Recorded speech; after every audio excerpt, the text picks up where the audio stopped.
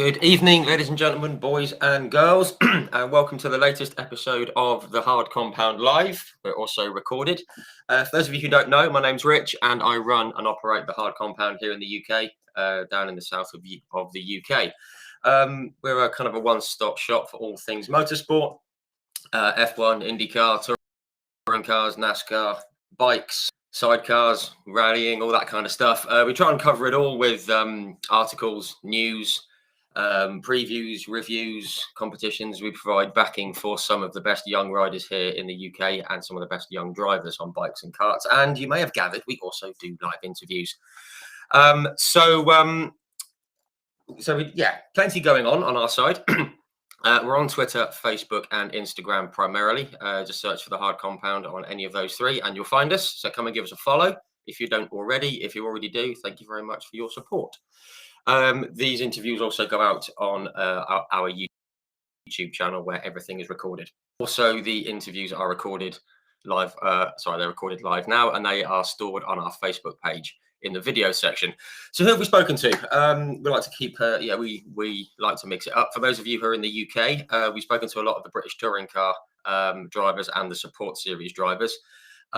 Just recently, we spoke to like Bradley Gravitt and his father Rob. Rob is the British touring car champion from 1990. We've spoken to Alex Neville and Ryan Falconbridge. We've spoken to Miss Lydia Walmsley, excuse me, just recently. Current drivers we've spoken to. We've spoken to Michael Creed. Obviously no longer in the series, but a very popular guy. We've spoken to Jade Riley, Rick Parfitt, Jake Hill, Ollie Jackson, Tom Chilton. We've spoken to team boss Mark Blundell as well, which was a real pleasure. Ex-F1 driver and IndyCar driver, of course, and winner of Le Mans. We've also spoken to some people that might interest you if you like your single seat racing, the likes of David Brabham, Mr. Willie T. Ribbs, Stefan Johansson. Just last week, we spoke to Alex Caffey. We've had like Perry McCarthy, the original Stig from Top Gear. We spoke to Sarah Moore from the W Series. We've also spoken to the likes of Andy Prio and Tom Coronel and Ian Flux and Dick Bennett and many others. We've also spoken, we've had the honor and the privilege of speaking with Mr. Mario Andretti, which was fantastic. So if any of those sound good or any more ones, just go and check them out. But do not do it just yet. Do it until, just go and do it when we are finished here this evening, because we have got a guest joining us all the way from Colorado in the USA. Raced in this year's Indy 500. He's raced in many Indy 500s. He's done car seasons. He's raced in GT cars, American Le Mans / IMSA series. He's been up Pikes Peak. He's done some fantastic stuff, and we're going to find all about it now. So do join me in welcoming Mr. J.R. Hildebrand. Hey man, how are you? There we are. How are we, Mr. Hildebrand? We all right? Great, man. Excellent. And can I just say, you're probably the coolest looking guy we've had on here. You've I'll take that title. Yeah, absolutely. No, you've definitely outdone me on image. But you wouldn't be the first. So, no, thank you very much for joining us. Not sure what time of day it is there. Is it sort of early afternoon there, is it, I think? Yeah, 1 o'clock. Yeah, 1 o'clock. Yeah. Crikey, 7 hours. But no, thank you so much for coming on and having a chat to us about all things motorsport. By my reckoning, I think you're the 38th person we've had on. So you've outcalled 37. So all right, right on. Happy days. Yeah, how's things over there? Obviously, it's been a difficult 18 months for us all, and with COVID and everything. How's it been for you? Yeah, I mean, obviously a bit of for everybody, a weird time to navigate. Motorsports has been affected by it. I feel like about as much as anything was last year during 2020. This year, certainly in the States, we're feeling a little more back on track. The street circuit racing and that kind of stuff has been tricky to sort of navigate, and a lot of events being moved around. But for the most part, I think at least for us, sort of the hallmark events have gone off this year without too much trouble. The Indy 500 obviously being the one that I sort of paid the most attention to, but 24 Hours of Daytona earlier in the year. The NASCAR season's been pretty straightforward. So, at least from a scheduling perspective, I feel like we've been able to get back to normal and everything's been a little bit more reliable. And I guess I feel like in a general sense, I know certainly for me, it's over the last couple of years, having a big break last year really made me sort of, think, gave everybody a little more time, certainly gave me a little more time to think about, what are some of the things that I really want to do. Yeah. And, so that's been sort of an exciting prospect just to be a bit more focused on it. I think as a driver, you can often just kind of keep going with the flow of how things have been going. And you have some general goals and objectives, but, being able to take a step back from it was nice. And, feeling good about the opportunities that are out there and kind of where the industry is right now going forward. Oh, good. Yes. I mean, it's as you say, the big events have managed to go ahead. I mean, obviously over here in the UK, we don't get too much of the US sport. We just get the big ones. So it's good that they've been able to go. And we've had the fans back. I mean, I think you guys have had the fans back a bit longer than we have. It's only really been since the British Grand Prix here, in mid-July. But you guys have had fans back for quite a few months now. Obviously, there were like reduced numbers at some events, but they're getting back to full houses now, aren't they? Yeah, pretty much. I think Indy was the first. I think in the world, really, it was the biggest event of its kind at the time, at the end of May. And from there, for the most part, IndyCar has gone to a lot of permanent road courses since then. So places like Road America, whatever, where people can get spread out. Yeah.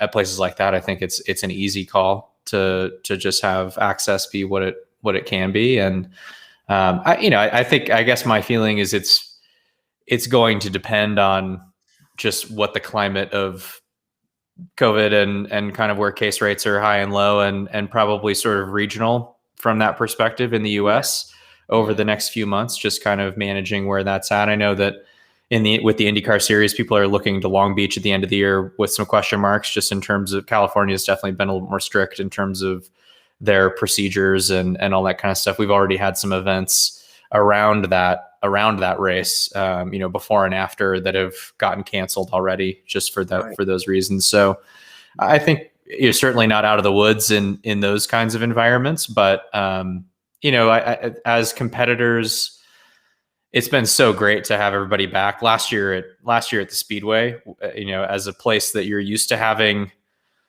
200,000+ people there, was just such a bizarre experience to have nobody be in the grandstands. So it's nice to see the fans back, and we certainly appreciate that, I think, as competitors as much as the fans do. Yeah, because that's the thing. I mean, obviously, from people like, from me, I'm not a racer. I've done a bit of karting, but that's about. Obviously, we just love getting back, trackside for whatever series it might be. And I've obviously asked this to some of the guys who race over here in the UK in the British Touring Car Championship. And I've asked them, how much difference, do the fans make? I mean, because, from a driver's side, because obviously it's great for us to be back and have a day out and watch some cars and have some noise and have some smell and rubber and stuff. But all the drivers that we've spoken to over here have just said, it just changes the whole vibe of the weekend. And I guess like you guys out there find the same thing. Yeah, for sure. I mean, I think that it's interesting. You got one of the races that comes to mind. This is totally random, but we went to Gateway, which the IndyCar series is going to this upcoming weekend. The first time that we went back to Gateway, I guess it had been 10 years or something, was in 2017. And the place, like nobody really knew what the attendance was going to be like. It's a night race. It was on a Saturday night. And the place was just totally packed. Like it was, slammed when we all got there later in the day for the race. And it's kind of situations like that that really do make you realize how much energy that brings. Yeah. Sometimes it is those new events that you don't really know what to expect. That I mean, I remember we were all sitting there for driver intros, like, man, this is cool. Like it's great to have so many people here, and you really do feed off of that energy. Once you get out on track, to be in all honesty, you're so focused in on sort of the task at hand that I don't know that I feel like it plays a huge role in terms of your competitive sort of spirit once you're out there. But just the buildup and the energy that everybody has as competitors, and it gives it a feeling of like it makes it worthwhile to be there, and there's a lot of being in racing that is sort of driven a little bit selfishly, to be out there. We're able to do this kind of incredible thing that not that many people get a chance to do. And you have to, in some ways, be motivated just to do it for yourself. But, having the fans in the grandstands, it just gives the sort of arena such an awesome, vibe and feeling. And that's hard to sort of reconcile when the fans aren't there. Yeah, sure. No, that's no. It's great to hear that the drivers are loving getting the fans back as well. Just seen a comment here from a guy called Aaron Orris. Now, his daughter Peyton's one of the back riders that I mentioned. Cool. My little intro on the bikes, and she said she's. I think last year Peyton, it was her first season racing. I think. Do correct me if I'm wrong, Aaron. But and this year she said that she's had 2 fans turn up to one of the little like mini moto things, and she got a huge buzz out of it and stuck it in the top 10 for the first time. So even at that level, even having when you're 8, 9, 10 years old, getting 2 fans coming in to watch you, it just gives you that lift, which is very cool. It's not quite 400,000 at Indianapolis, but we're getting there. Yeah, exactly. Just want to say hi to the guys who have commented. Got like Thomas Day, Chris Cuthbert, hi, Simon Steele, Andrew Edwards, Bert Taylor, who used to run a British touring car team. Right on. James Harmon. Thank you everyone for tuning in, and all the other guys. If you've got any questions, do put them in there. I've seen a couple, so we'll come to those later on. But what I'd like to do, if we may, you were you're like born in California, in Sausalito, if I'm pronouncing that right. I'm sure that's how I've heard it said. How did it sort of start for you in motorsport? How did you first get into it? Were you always around it as a kid, or? Yeah, so I obviously don't come from like a long line of racers, but my mom and dad were both born in San Francisco. Grew up in San Francisco. I was born in San Francisco and then grew up in Sausalito, just right across the Golden Gate Bridge. Awesome. Beautiful area to be from, for sure. Not exactly a hotbed for race car drivers, but there's a lot in Northern California generally. A number of karting tracks, and obviously Sears Point, Sonoma Raceway, Infineon Raceway. Kind of through all of its different taglines over the years, and then Laguna was like a 2.5-hour drive for us. Sears Point was 45 minutes away from where I grew up. And so between just being in close proximity to both of those tracks that had everything from AMA Superbikes, NHRA, NASCAR, kart, all of that stuff. Kids. He was a CPA, worked in San Francisco, but he had kind of grown up as a little bit of a gearhead. And had muscle cars and hot rods and all that kind of stuff when he was growing up, and had this 68 Camaro that was never actually a Trans Am car, never raced in a Trans Am race officially, but was of that spec. It was a SEC, it was a race car from when it was new, like did SCCA hill climbs and did some endurance races and stuff like that. So it's funny to think about it now.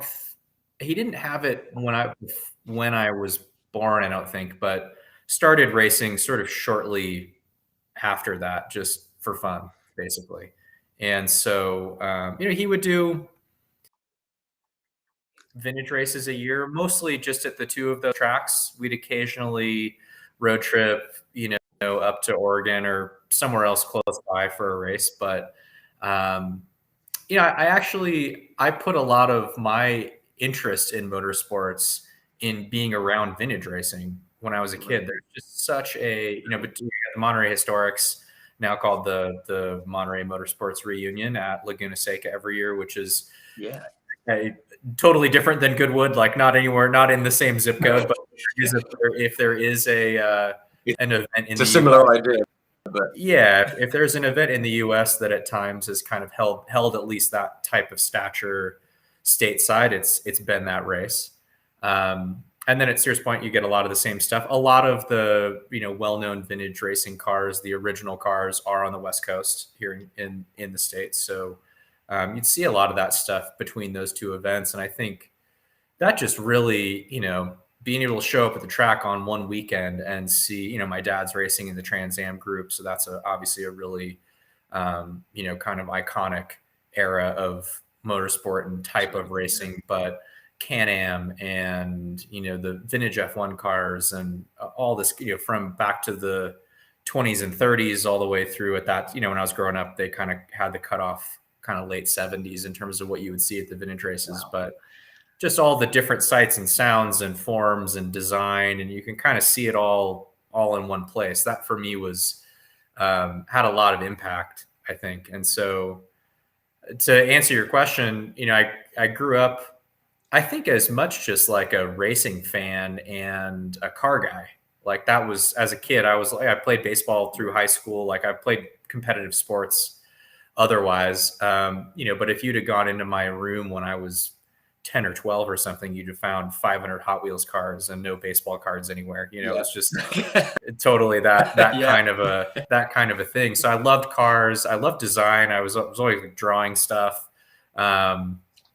We'd go to the racetrack, we'd go to the vintage races, and I'd be on my dad's creeper, which is like a little thing that you lay down on to slide under the car. And so he had a sitting up one of those that I would go around with my pad of paper and pencils and stuff, drawing people's cars around the paddock and stuff. And then I play it. It's so commonplace now to say that guys maybe get their kind of first taste of driving by racing simulators and that kind of stuff. Yeah. In the late 90s or early 2000s, all of those games were pretty awful compared to what they are currently. You don't have a lot of choices, compared to what you have today, but did a lot of that. My uncle was really into flight simulators and the racing games that were available at the time. And then started racing go-karts when they opened up the track at Sears Point. So I think for a lot of young people, I think the trick of getting into motorsports is, compared to other sports at least, is just accessibility. If there's not a go-kart track close by or somewhere to actually get out and do it, it makes it all by itself. That's really difficult. So for me, it all sort of culminated. I had a lot of passion and interest for it for my entire childhood. And then they opened up a track that was, within an hour basically. And so that was where things really kicked off. That's where I started. And you obviously just wanted to, rather than watch, you wanted to get behind the wheel and see what you could do and stuff. And I've just got a note here. Was it 2002? You mentioned it was Infineon Raceway. So that you went there and went karting. And I've got a note here that you sort of entered, was it a season or a tournament or something, and you won your first race. And then you won the championship as well in the first year. It was at that. Do this. Yeah, exactly. It makes a big difference when you first get in and you have some success right away. At the time, the Jim Russell Racing School was at Sears Point, which was then called Infineon Raceway. And they had sort of a whole, I wish there was more of this still today. But at the time, they had a whole ladder system set up basically from their Arrive and Drive karting series, which is what I raced in the first year that I raced go-karts. So you just, you don't have to buy anything. You just show up and bring your kit and that's it. And that the whole thing was set up basically if you were the fastest guy or if you won one of their championships at any level, then you'd just automatically go into a, runoff, or you get I think for winning that, I got a free 3-day school in the, big cars down at the big track. that turned into a runoff among anybody who had taken a 3-day school at the end of the year, the following year. And I won the runoff. So that was just for anybody who had taken a Jim Russell Racing School 3-day class of any kind. So a ton of people could enter the Jim Russell graduate runoffs is what it was called. I won that runoff and then got a free season of racing in the, basically at that time, like a Formula Mazda Jim Russell Championship Series car for the rest of that year, and then won that and got a scholarship to move on from there. So it was kind of I think that compared to a lot of what's out there today, I look back at sort of that just whole system that was set up.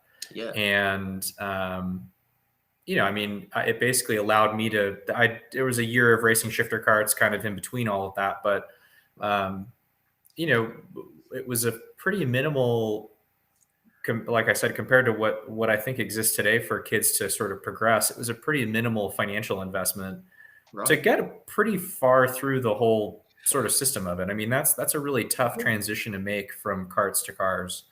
And so I honestly, I think that being as straightforward as it was at that time had a lot to do with me staying committed to it. My parents being like ready to do that and, getting along the way.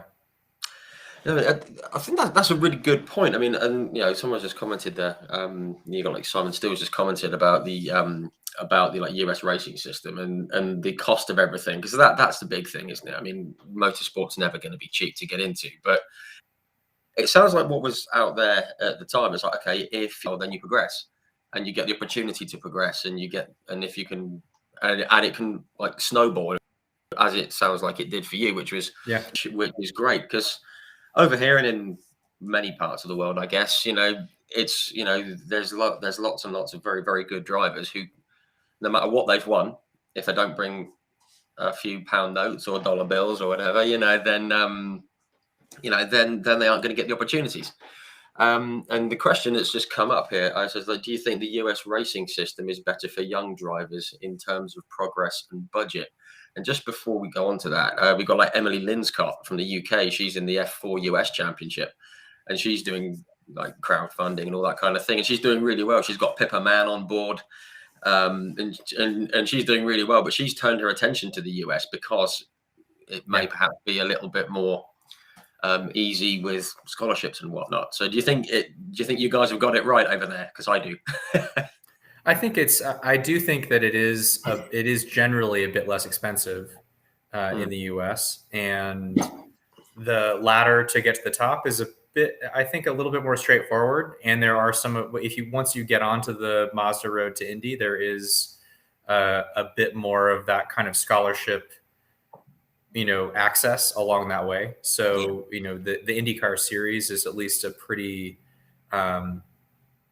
even compared to when I was coming up, because at the time like Champ Car and IndyCar were separate. So you almost had like two separate, open wheel paths that were a little, we might end up talking about that later, but like a little bit of that made just deciding which championship to race under basically was like a difficult thing to figure out. And it was a little more spread out. Now in the US, it's a very clear pathway to get to IndyCar if you want to be an open wheel. And they've done, I think, an admirable job as motorsport just does get more expensive to at least kind of keep those championships that are on that ladder a little bit more in check in terms of what they are.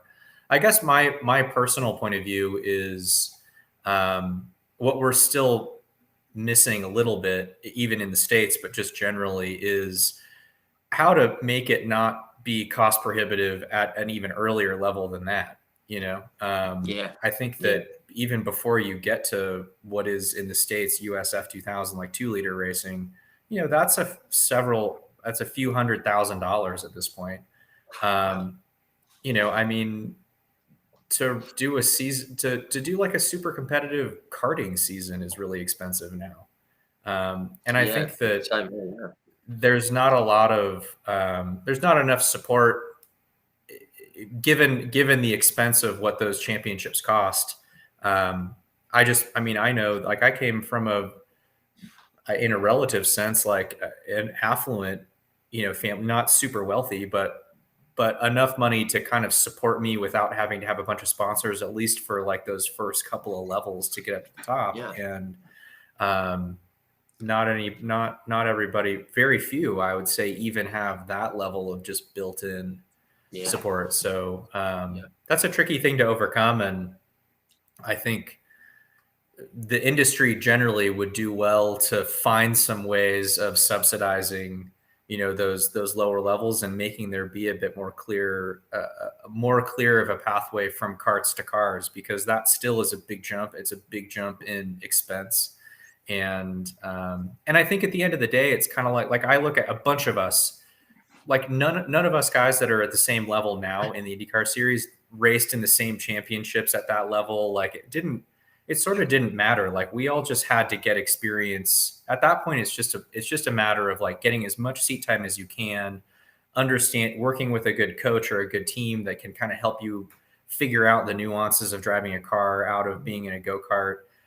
Yeah. I mean, eventually you're going to have to show the results, but, finding easy ways of just gaining that experience without it costing an arm and a leg, I think is sort of difficult to do now. Yeah, definitely. I mean, that's certainly an issue over here. We've got, as I said, I've spoken to a lot of people on here, and there's lots of different routes and ways to do it. And it's probably about 65-70% have come from karting, but they've said, look, you need to meet someone who's going to back you and give you some money into the sponsorship. And as you're saying, not everyone can do that. And absolutely agree. I think just like worldwide, there's got to be a way to, get these really talented youngsters through, and just get onto that ladder. So you mentioned, your family and everything, and we've spoken to a few people. I mean, we actually spoke to a guy called like Rick Parfitt Jr., whose dad was the guitarist in Status Quo. Oh, cool. So he learned to drive around against Brian and Queen and things like that. But there's nothing wrong with coming from that background or anywhere of money, because you still got to work hard to get to get that money in the first place. Yeah. But it'd be nice if there was a way for youngsters to get through without, as you say, costing an arm and a leg. So I just want to get back to obviously what you were doing. I mean, you karting won the Jim Russell Graduate Runoffs, as we've got the note here. You won the championship in Formula Russell. I've got that note. So you won that title. Was it around that time that you got involved with the Red Bull driver search, or was that a little bit later? Because obviously we spoke with Danny Sullivan, and he was part of that with, I think, when Scott Speed came through. Right. How did you sort of get onto that, and what were your thoughts about it? Because obviously Red Bull, especially in F1, they've got a bit of a reputation now for, they've got one driver, Max Verstappen, who's golden boy, and the rest, it's all just in and out. So I mean, I'm just wondering what your thoughts were on, firstly, the driver search program, and then the way Red Bull are going about it at the moment. Yeah, sure. No, I mean, when I did it, it was, I think, the end of 2000. I guess the end of 2004. So that was the season that I raced, that I won the Russell Championship. So it was whatever, it was in that off season, whenever it was, whether it was the end of that year or the beginning of the beginning of the following year. And at that time, Scott had not yet made it to F1, I don't think, but he was clearly like the guy. And so I think, the year that I went through it was maybe the last or second to last year that they kind of maintained the lower level driver search program. They obviously continued keeping some guys as a part of the program. John Edwards was, one of the guys, even a few years later when I raced in Atlantics, he and Robert Wickens were, driving for the Red Bull team there. So there was some ongoing support for US based drivers beyond that. But when I did it, it was still kind of like the full blown program at a lower level. So we did, it was like a karting thing that was basically all of it started with indoor karting. So they had these indoor karting competitions all over the US, of which like the top couple of guys or whatever graduated from those. And then all of those drivers then went to a couple of these like big competitions. I think they had one on the East Coast and one on the West Coast that was at a Rotax karts at a proper go-kart track. So that it just happened to be at Sears Point, which I had obviously raced at plenty at that point. But so I mean, these were like SCUSA guys and Stars of Tomorrow guys at the time. Like everybody had raced at all these places a bunch.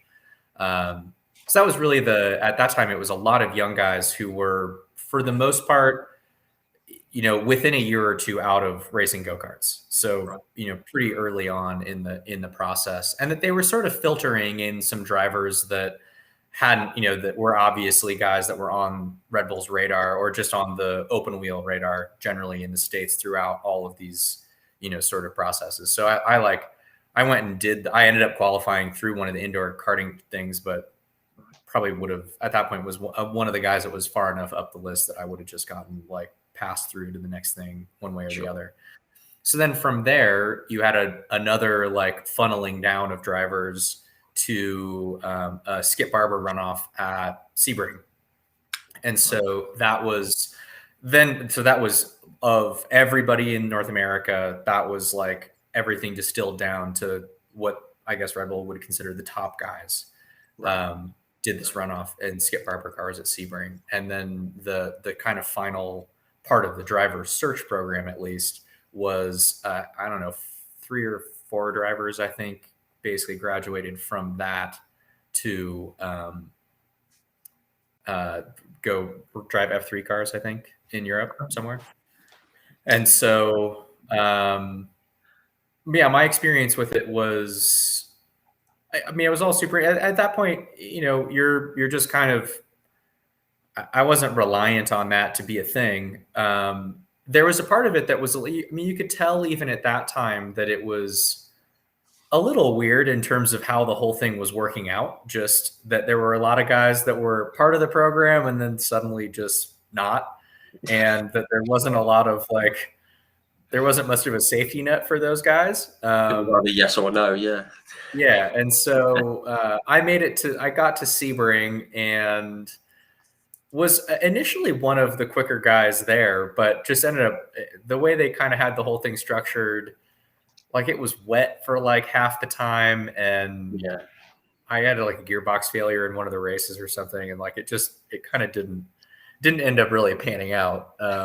It was sort of a chaotic event, and that basically the way that it worked, the Skip Barber car, I don't know if you've ever driven one of the old Skippy cars, but like they were pretty weird to drive, in all honesty. Like I went and drove one once before that event, before the Red Bull driver search event, just to like try to wrap my head around it, and they were really like it was on a street tire. It was just like a funky kind of weird little car. And so basically the Skip Barber guys, like the drivers that were racing in the Skip Barber Championship, were like just way better than everybody else, at least just because it was a track that they all were super familiar with. They were really familiar with the cars. And so it was like a chunk of them, or guys that just had been driving them a little bit more frequently. That ended up graduating on from it. And that at that time, that was just kind of that for me. Like it was a cool thing to do and an interesting thing to like be in the mix for. It definitely, I think it just being among that group of drivers that kind of made it to that point that, we had all gone to Sebring. Those were a bunch of guys that I continued to race against for the next few years. So that I think was the way that it worked, at least from that perspective, to kind of distill it down to who are the best young North American, drivers at that time. I think it probably did a pretty good job of that because, we all ended up continuing to kind of work our way up the ladder. But at the same time, I remember when I was going through it at the time thinking that, I was still going to school. At that point, whether it was the right move or not, or the right way to think about it or not, I wasn't like super keen to just completely uproot and move to Europe and be in this like really intense program after 1 year in cars. I'd only been racing anything for like 3 years at that point. So I was kind of not 100% like on board with getting 1,000% committed to like, I'm dropping everything and I'm moving and like going to do this now. I mean, at a young age, that's a big change and a big commitment, isn't it? And if you're not sure about something, then you can't put all your eggs in that basket, I guess. Yeah. So no, cool. And obviously, Red Bull, it's all kicking off in F1, isn't it, with Lewis and Max? And because I was at Silverstone when they crashed, and I wasn't at the corner. I was on the other side of the circuit. I was at Stowe Corner, and it's like a huge cheer went up, and saw Max go in, and it just went silent. Everyone thought, "Oh God, that's big." Yeah, it was a big hit. It was a bit, because you couldn't see it initially, because you got the big screens, but they're still like that in front of you, And when they showed him going in, it's like, oh my God, and then obviously we got back onto social media, and like 2 days later, and it was all going nuts because we didn't see any of that at Silverstone. It was just, everyone was just getting on with it and saying, racing incident. But yeah, it is what it is. But he's doing well, with Red Bull, and there seems to be a Lewis v Max thing going on over here now, because obviously Lewis is one of ours. But I just think they're both brilliant, and they're both, two great races in two great cars, and whatever is going to happen is going to happen. I think Max is going. I think Max is going to do it myself, but we'll see. But no, okay. So you've gone through, like the Red Bull thing, and you said you moved to Pacific F2000. You've moved up, came second overall in the championship, got Rookie of the Year, and a Team USA scholarship as well, which is, again, the scholarship thing's a big thing, and I think it's a good thing that you guys have gone out there, because we don't really have that kind of thing. Did the F2000 feel like a bit of a jump up? Because correct if I'm wrong, that's the one below Indy, or is it? Was it? So at the time, F2000 was not a particularly significant jump from the Russell car. So the Jim Russell car at that point was actually pretty fast for like a school car. It was they were all of this stuff at that point was like tube frame chassis. So there was no carbon anything like below Indy Lights or Formula Atlantic at that point. Right.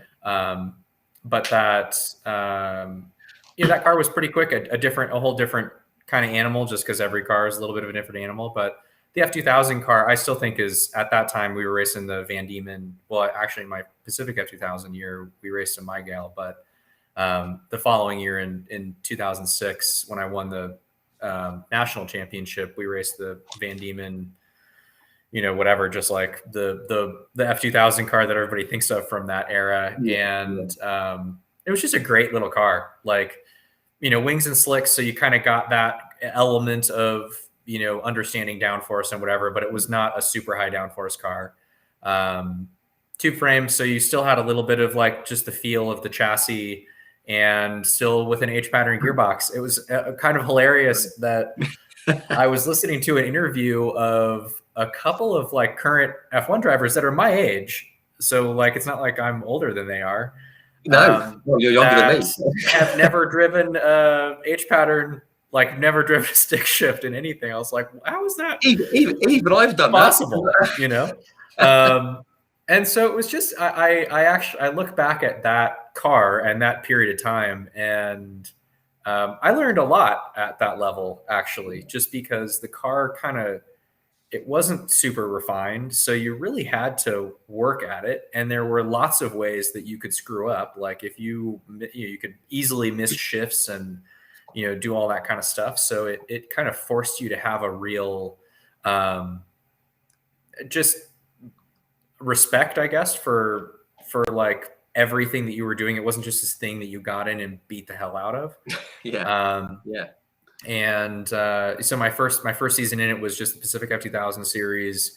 That was in large part just because I was still in school, and at that time, was on a track in high school in the US to be able to get into probably like the university of my choice out of high school. And, at that stage, I was playing varsity baseball. Like there was lots of other stuff that just depending on how things shook out, like I wanted to see through as far as I could. Sure. And so I raced just up and down the West Coast in the Pacific F2000 series that year. At the end of that season, I got the Team USA scholarship, which is still going on, run by Jeremy Shaw, an incredible program. Jimmy Vassar was his first, his first scholarship recipient. Brian Herta, AJ Allmendinger, like all these guys have been through this. They've been taking guys over to the Formula Ford Festival and the Walter Hayes Trophy over the last bunch of years at the time. Basically because I was a little bit older than some of the guys that they're doing it with younger drivers now. At that point, I did the Formula Palmer Audi Autumn Cup. And so 3 races at Snet and 3 races at Brands Hatch on the Indy circuit. All just over the course of a couple of weekends, which was really awesome. Like that for me was probably the coolest. That was way cooler than the Red Bull driver search thing, from my opinion, because it was just real racing. It's a new car. The car was super. It was a little unrefined maybe, but super fast. Like it had this Audi, turbo 1.8 liter turbo motor. So like tons of turbo kick and, big slicks. And it was, definitely the fastest car that I had driven at that point. Awesome. So that was a really cool experience. My first experience, racing in Europe. And, that by the next year I was racing in the Formula Ford 2000, national series in the US for the best team. We smoked everybody that year. As a team, we led every single session. So myself and Dane Cameron, who's now racing, in the IMSA series, is a IMSA champion in the prototype, prototype series. He and I were teammates that year. That's cool. I won the championship. He came in second. We had raced go-karts against each other, before that. So we were both kind of West Coast guys. Brilliant. And that was really, at that point, that was kind of the point that was like, okay, now you've won, you're the guy. I was the best guy at that level, basically moving forward. Was going to get an Atlantics ride, to race under Champ Car for the next year with Human Walks. And, I've mentioned a couple of times there were points where I was a little unsure of whether this was something that I was 100% going to commit to. And at that point it was like, okay, now you got to ride the momentum train and see where it goes. Sure. Yeah. You've sort of got that sort of drive and that run of sort of cars in different series and stuff. And I guess so with that was when you thought, right, this is what I want to do. Just a quick one. As I said, we've spoken to like Mario Andretti and Danny Sullivan, Willie T. Ribbs, all these guys out in the States, and like Ari Lyondike and all these kind of guys. They've all come on for a chat, and they've all said that they love Brands Hatch, which is music to my ears because it's my favourite circuit here in the UK. It's only about an hour and a half, kind of that way. Did you enjoy racing at Brands? Because everyone seems to love it. Yeah, I mean, so I actually got to drive on the GP circuit. The one I was the rookie guy or the backup guy for Marco Andretti Racing in the last year of A1GP. It's fast forwarding a couple of years later. Maybe 2009 or something like that. And I think between 08 and 09. And he had a scheduling conflict for I think it was the last race of the season, maybe, was at Brands. And so I was the race driver just for that one weekend. And that was just bad. Those cars were pretty cool. The final iteration of that car was pretty awesome. And I was going to be racing Indy Lights for what was Andretti Green at the time, the following year in 2009. So I was kind of just embedded in that program. And that was just an awesome experience to be able to go do that. Cool to actually, cool to have had the experience on the Indy circuit, because it totally changes your perspective on the last corner coming onto the front straight. But yeah, I mean, just an iconic circuit. And I think from a driver's perspective, a lot of places that you can kind of make the difference, like a lot of like little line choices, little things that the more comfortable you get, you kind of realize like there's different ways to skin the cat around there. And, definitely a place that rewards a bit of courage. So, I mean, an awesome place to be able to get some laps around for sure. Yeah, no, it's so cool to hear that, because obviously it was the first track I ever went to when I was 6. So 1987, my dad took me bike racing, and I've always seen it as like just just Brands Hatch, just down the road, and it's just cool yeah. that everyone from around the world seems to just love this circuit. You know, we spoke to Stefan Johansson, who's from Sweden, and he said it's one of his favourite circuits. And yeah. So that's great. A little feather in the cap for the UK. You mentioned obviously you did the Champ Car Atlantic. 2007, and went into you had a couple of starts in the Indy Pro Series, which I guess is Indy Lights now, isn't it? Was there always like a view to the full season? I think it was 2008 you were going into the Indy Lights. Was there with those two races that you did? Was it always a case of we can get this guy in for next year, maybe? Or yeah, I mean, basically in those two seasons, in 2007, 2008, that was when Champ Car basically dissolved into the IndyCar series. I think it was 2008.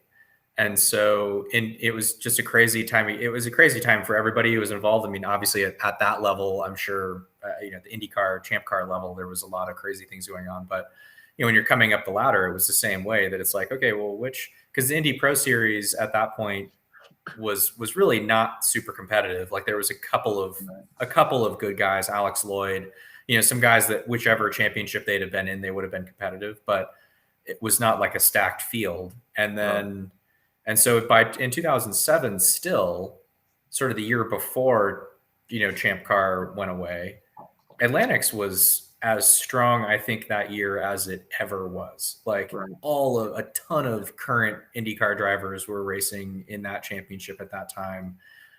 It was won by Rafa Matos, I think, that year, but Hinch was his teammate at Sierra.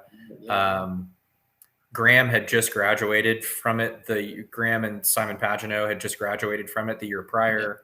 I mean, that era, 06, 07, a lot of big teams, well-funded teams, that was the place to be for sure as a young driver, to kind of like prove yourself on the way up. As I mentioned earlier, Wickens and John Edwards were teammates in a Red Bull funded program with Forsyth in 08 that year. Like there's a lot of Frank Pereira, I don't know, whatever. There's a bunch of really good guys. And then, and so it kind of became this thing of just trying to figure out like, okay, well, how are the junior Formula Championships going to be affected by Champ Car and IndyCar like merging? And my just sense of it was that like Indy Lights, what was then renamed Indy Lights, was going to become, whether it was going to be the place to be immediately in 2008, the next year, was a little questionable, but it struck me that by the time we got to the trend was going to be moving in that direction. Sure. And that proved to be the right call, I think. So I raced I did the last couple of races in the Indy Pro Series in 2007, like you mentioned. Yeah, it was basically just because I got asked to do it and I thought it sounded like fun, and it was at Sears Point. So it was a track that I knew really well. So I just went and did it. And then had actually started putting together a deal to run Atlantics the following year. Right. And like at that point was kind of moving down that line, just because the tracks were a little cooler. Like it still just seemed the car was a little, I don't know, more proper, kind of like the Indy Lights, the Indy Pro Series car that became the Indy Lights car at that time. Definitely same as the Indy car at that time, was like an oval car that was, made into a Frankenstein, into like a road course car kind of. And so anyway, the long and the short of it, I guess, is just ended up making like a kind of last minute judgment call to switch to Indy Lights. I felt like I could do it. The engineers for the team were the same guys that I had won the Indy Lights won the F2000 championship with a couple of years prior. So I knew the guys in the team really well. That sort of proved to be the right decision. So I went that direction, raced Indy Lights, won a race that year. So won my first oval race. Well, it was my second oval race, but won, whatever. It was my first oval race win was that year. Yeah. We were pretty competitive. Yeah. Pretty competitive throughout the year. And that basically put me in a position again, like as one of the, sort of highlighted young American guys at that time, in a position to get in the Andretti Green car, which was the championship winning car in 2008 for 2009. Yeah, sure. Yeah, which is obviously it was a good move to make. Being able to get into the championship winning car, and it obviously stood you in good stead. Just very quickly, you mentioned about Robert Wickens. He obviously had an awful accident and was in a bad way, but he seems to be continuing to go in the right direction. So if by any hook or by crook, Robert does see this, wishing you all the well, because that was a horrible accident. So. But yeah, very cool. Just very quickly before we get onto like the Indy side of things, IndyCar. Excuse me. Was it 2009? You did the test with Force India in F1 with Paul di Resta. How did that come about? Because obviously Paul di Resta's done all kinds of stuff over here, and he's on Sky TV and all that kind of stuff. But how did that come about, and how did you find the F1 car? Yeah, so I won the Indy Lights Championship that year.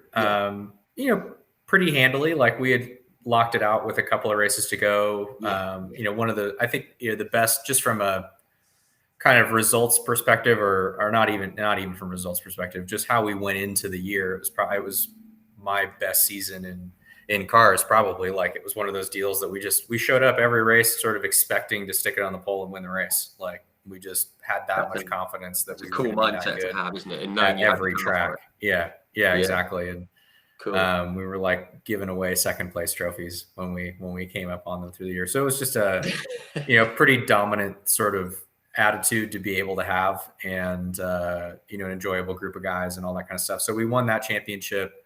And that basically the F1 test, it's kind of a funny story actually, but that it starts with the fact that Vijay Mallya has had, at least at the time, a residence in Sausalito where I grew up, and he like owned a bunch of the local newspapers and stuff. Right, I see. And that he had a portion of his enormous global car collection in this warehouse in Sausalito. That this ex Formula One like mechanic, he was more than mechanic, but a fellow that had, I think he was British, had worked in F1 for a long time, took care of all of these cars. And so it just the sort of roundabout way of my introduction was that I basically ended up getting to know this guy, Malcolm Page, who took care of all these cars. And he was like a racer, like he was a race fan. So he was always like keen to have me and my dad or whatever come BS with him down at the spot. It was totally nondescript. Like you'd have no idea that this place was there at all. But we ended up following him he was like shuttling a 427 Cobra from somewhere in Sausalito, like down to the spot. So we're like, where is that car going? And went down there and met him and kind of got to know him a little bit. And I think at the end of 2007, I briefly met Vijay because he was in town. And I think just through Malcolm, he'd kind of kept me on the radar, basically. And so at the end of 2009, skipping ahead to the actual F1 test, at the end of 2009, they were just doing kind of like I don't know that I'd call it a runoff, but basically they were doing the young driver test at the end of the year.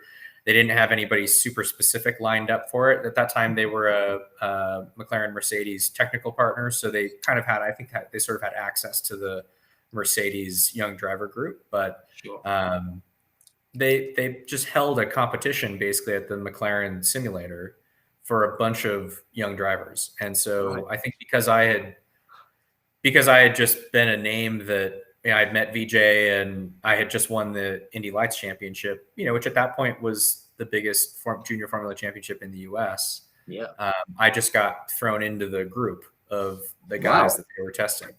And so flew over to the UK, went to Woking, had like half a day on the simulator, which was supposedly just to sort of get used to it at Barcelona. And then the test was eventually going to be at Jerez. So they basically did their driver evaluation at Jerez on the simulator in the F1 car at the time. So a pretty crazy whole experience, like going to Woking for the first time. It was like Ron Dennis era. So it was pretty like, pretty crazy to be there and very like, structured in terms of how the whole thing worked. but I showed up and Tonio Liuzzi was like getting off the sim for the day, and it was just a totally a cool thing to have that kind of exposure just to the world of F1 at that point. And mind you, at this point, like I'm coming out of an Indy Lights car that has the radio button on the steering wheel, and that's it. It was still off the steering wheel. Like I had to go bug somebody to let me drive their like vintage F1 car or something to drive a car that had paddle shifters. Like I had never, and all these things that you just get in the car and you figure it out really quick. Like it's not like that's a big adjustment to make, but there was a big difference between the Indy Lights car at that point and F1 in terms of the technology at the time. And so I went through this sort of process and basically just Paul was the fastest guy in the sim. And on the rolling lap, I was the second fastest guy in the sim, basically. And so, Otmar was there at the time. Otmar Safnauer, who's, still the team principal now of Aston Martin. But he's an American guy, and Bob Fernley was there, who had some time in the States, and I think there was a little bit of like I think I got a little bit of a nod being an American driver, but basically just based on the sim results, Paul and I ended up being the two guys. Paul was a Mercedes young driver at the time, so he had been to Jerez, he'd been in an F1 car already at that point. Like he was clearly like kind of the right guy for the job. And so then we went to Jerez, and the two of it was all totally fair. Like they split between the two of us each day. I think I started the first day and ran the afternoon of the second day, and then ran the morning again on the third day. You asked about just driving the F1 car, a completely sort of insane experience at that time. That was like the last, going into 2010, those were the last of the like lightweight pre-hybrid, small, like little Formula One cars. So the thing was just super nimble and insane downforce. The thing for me that was the biggest adjustment was just the tire. It was a slick at that point, so it was no longer a groove tire, but just the like big sidewall F1 tire, just the behavior of the car sort of sitting on top of a tire that deflects that much was so different than an Indy car. Yeah, just kind of like you get this bit of yaw in the car that's basically just tire deflecting. It's not really the car's loose or whatever that. So between Paul and I was on pace with Paul, like kind of in the places where it was just a matter of like maximizing the grip that the car had. So under heavy braking, high speed cornering, the little feather in my cap at the end was that I was still a little quicker than him in the two fastest corners of the track when it was all said and done, but it was worth like, 200ths or something on the lap. And he was for sure more comfortable with the car than I was in the more technical bits on the track. And just altogether, I think a little bit more prepared and ready for it. So that was, I left the whole thing, and I had a bunch of weird like red flags and some stuff that, my ultimate lap time at the test probably wasn't super representative, but for sure he had without question done a better job. Sure. And was just way more ready for being in that third driver role, which was in essence what was up for grabs, by doing this test was, the third driver role for that next year. So Paul, as ended up getting that and then got the race seat a couple of years later. But you mentioned Max earlier. I worked, GP, Max's engineer now was the engineer that we worked with at that test at Force India, which is pretty cool. So it's been cool to see just a bunch of the guys from, that little brief experience in F1, still kicking. Yeah, still involved and still doing it. We got Jack Benyon in. Jack Benyon, we all know Jack. How you doing, Jack? Hope you're well. We've never actually met, but I'm very aware of your work. So thank you for joining us. He's just said, ask about soaring Adrian Sutill's boots. So it's funny. Actually, it's funny. So when George Russell stepped in for Lewis at Bahrain last year, it was interesting that they talked about how like the pedal box in the car is like driver specific almost basically. And so in the Force India, like I just didn't fit in the thing at all. Basically, Adrian's like I think size, like height wise, I'm probably about the same size as Adrian was, but somehow like proportionally we're different. And in the US, like we're used to having plenty of room. Like cars are super comfy. They're not. They're like built like a brick, whatever house. Like, we got cars that are, have to be ready to smash into a concrete wall at 200 miles an hour. And so my boots at the time, just like I literally like I couldn't get my feet all the way down into the foot box, so I stuffed into Adrian's like A-Stars boots and still had to like grind off the heel on them so I could kind of get with just like dragging my feet on the bulkhead while I was in the car. So a bunch of little like funny things that went on through the course of that test. But I mean, an awesome experience to be able to have, especially that early in my career. I'd only driven an IndyCar once or twice at that point. So, something that I'll definitely never forget. No, absolutely. No, very cool. And a cool circuit to do it at as well. I just want to quickly touch before we get to IndyCar. On the American Le Mans Series 2010, you did Sebring and Long Beach. Was that something? Was that like a route you think you would want to have gone down at that time, or was it just something that came up and you thought, yeah, let's give it a go? Yeah, it was just something that popped up. I mean, at that point, so I won the Indy Lights Championship 2009, had this F1 test at the end of 2009. There was nothing that was going to be opening in the IndyCar series at that point for 2010. Like there was no shakeups in the driver market. Like everybody was sort of just staying put. I certainly didn't have, the funding to like create my own seat at that point. So sure. I did some testing for Andretti Green and, did some other stuff over the course of that year that kept me sort of fresh. But, by probably November, December of 2009, I knew that I wasn't going to be racing full-time in IndyCar the following year, just unless something totally crazy happened. There were some discussions after the F1 test about doing GP2 that Force India was like keen to basically just like get me more experience and get racing in Europe and do that whole kind of thing, which I was definitely keen to do. But at that stage, sort of a similar situation that like most of the seats were taken, and at that time, GP2, to just jump into GP2 was a big ask. It was like one practice session straight into one lap qualifying.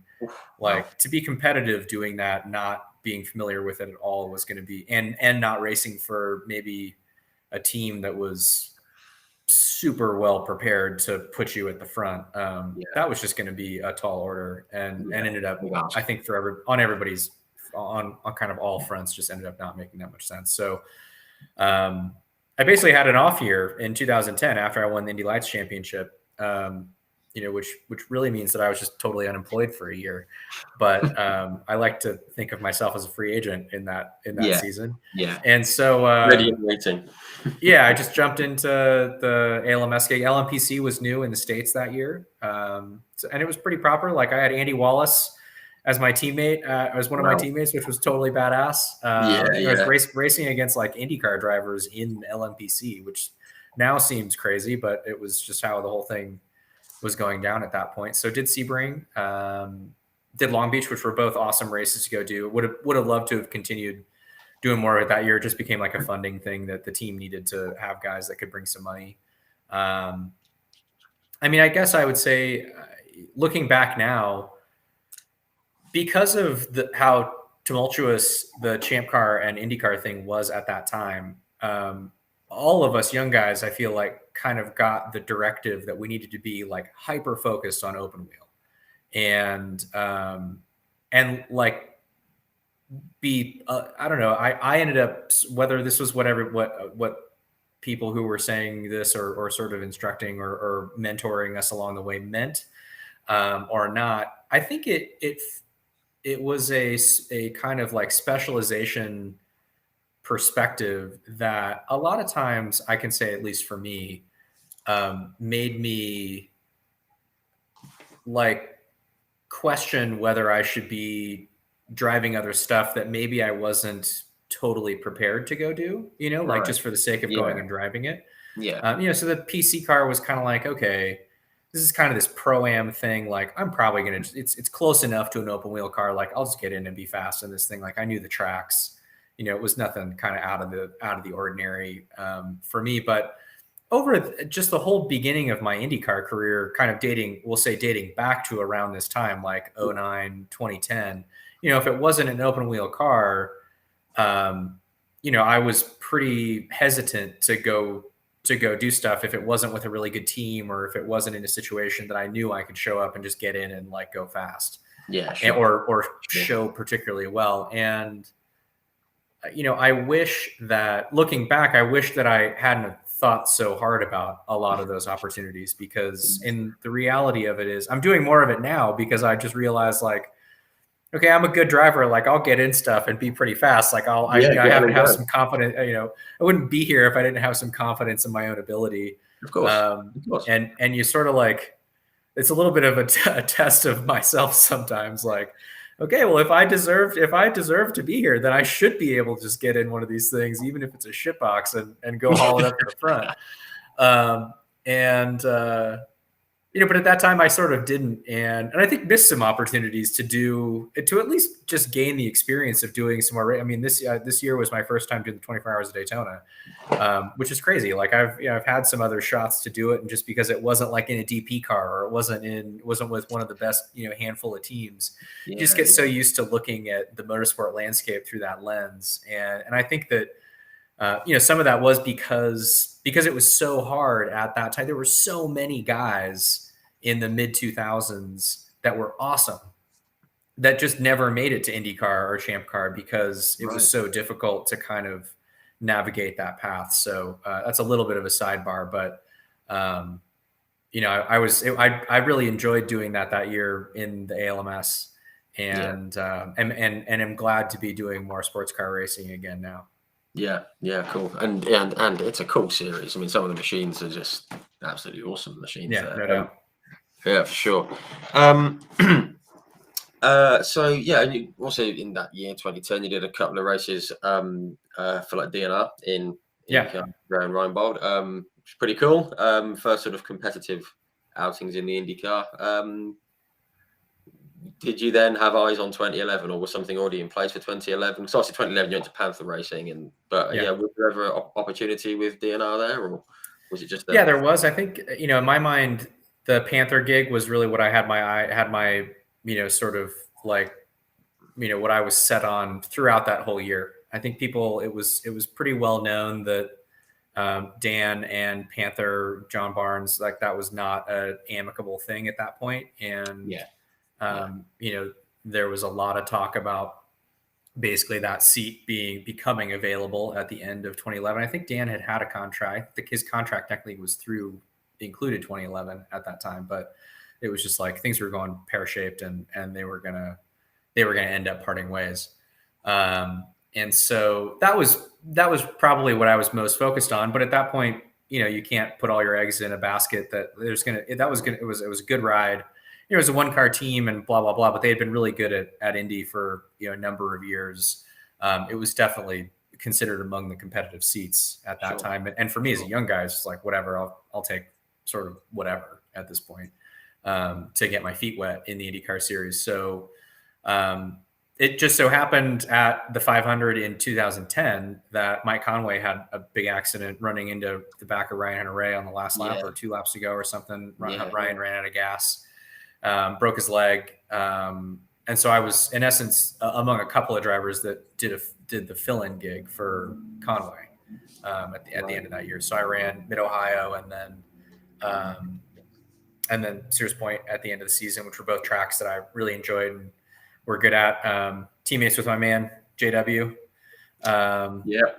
For those 2 events, which was awesome. And those were, I think, we showed well over the course of those 2 events. We didn't really have like results to show for it, but we're like a top 10 car in practice at both races. I think had fastest lap of the race in the race at Sonoma. So kind of that served to two things for me at that point. One, to give me some experience just in the IndyCar and pit stops and all that kind of stuff to be able to go into the next year, whatever it was going to end up being, not being like a complete rookie. And I think it did end up raising my stock just for those same reasons. And I think, in the IndyCar series, whether it's Mike Hull at Ganassi or it's Tim Cindric at Penske, or at that time, John Barnes and Dennis Reinbold and whoever else within the paddock, just seeing a name pop up on the board in practice registers to those guys. And so, that for me was really, that served me well to go do those two races. Yeah, and you mentioned about like Sonoma. Now, I've not seen a race at Sonoma, but on my on my honeymoon, I dragged my new wife. Yeah, we were over that neck of the woods. We were up in the Napa Valley, and I was driving back towards the airport and going back towards San Francisco, and I saw a signpost for Sonoma Raceway, and I just what are you doing? I was like, oh, you'll see in a minute. But what beautiful track! It's an amazing location. Try racing there someday. 2011, first full season in IndyCar, you had the some steady results at St. Pete and Alabama and Long Beach, first points in Sao Paulo. Did you think, was the car what you expected it to be, and were you feeling good with it? Yeah, I mean, I think at that point right away we were kind of in a little bit of like the one car quandary, like they hadn't been particularly good at those places from a results perspective on road and street circuits up until that point. I think the thought process from the team side was, so when I won the Indy Lights Championship, the only races that I won were road and street circuits. So I think I came into that sort of expecting, or whether it was the right expectation or not, that I would come in, the team was expecting, I think, that I would come in and just elevate the performance of the team on road and street circuits. And we sort of struggled to find it right away. We had a couple of races where the car was really good, but as something that I've experienced on more than one team over the course of my IndyCar career, that like sometimes when it's good, you don't really know exactly why it's good. And then when it's bad, you don't really know exactly why it's bad. And once you're in the season and you don't have like a really clear perspective on just the fundamental philosophy that you're applying to the setup on the thing, it's hard to make big gains once you're in season and really be figuring those things out, because the team has a crazy amount of stuff to get through just getting from weekend to weekend. And so our results were kind of all over the place, at the beginning of that year. But, I was a rookie, so I was getting cut some slack. And, the team, I think, was happy to have like a fresh face or whatever kind of. And, everything for that organization in particular, was building up to the 500. So that was what a lot of us had our minds on. I had sort of, to backtrack a little bit, I had technically kind of like won the seat by running at the old Phoenix Raceway, which I had never been to. Had never driven an IndyCar on a short oval or whatever at that point, but I did this 2-day test at Phoenix before they bulldozed it and built it into what it is today. So it was quite a bit trickier the way that it used to be, a lot flatter, less banking, rougher surface. Okay. But, so I'd had some time in the car on an oval that was, the car was actually like really loose and hard to drive at that oval test, which was part of why they, I think, just hired me kind of on the spot, like, okay, you can drive it this way, like he'll be fine, basically. Cool. And so we were certainly looking forward to the 500 that year. Yeah. Now you mentioned the 500. Obviously, you've smashed my laptop.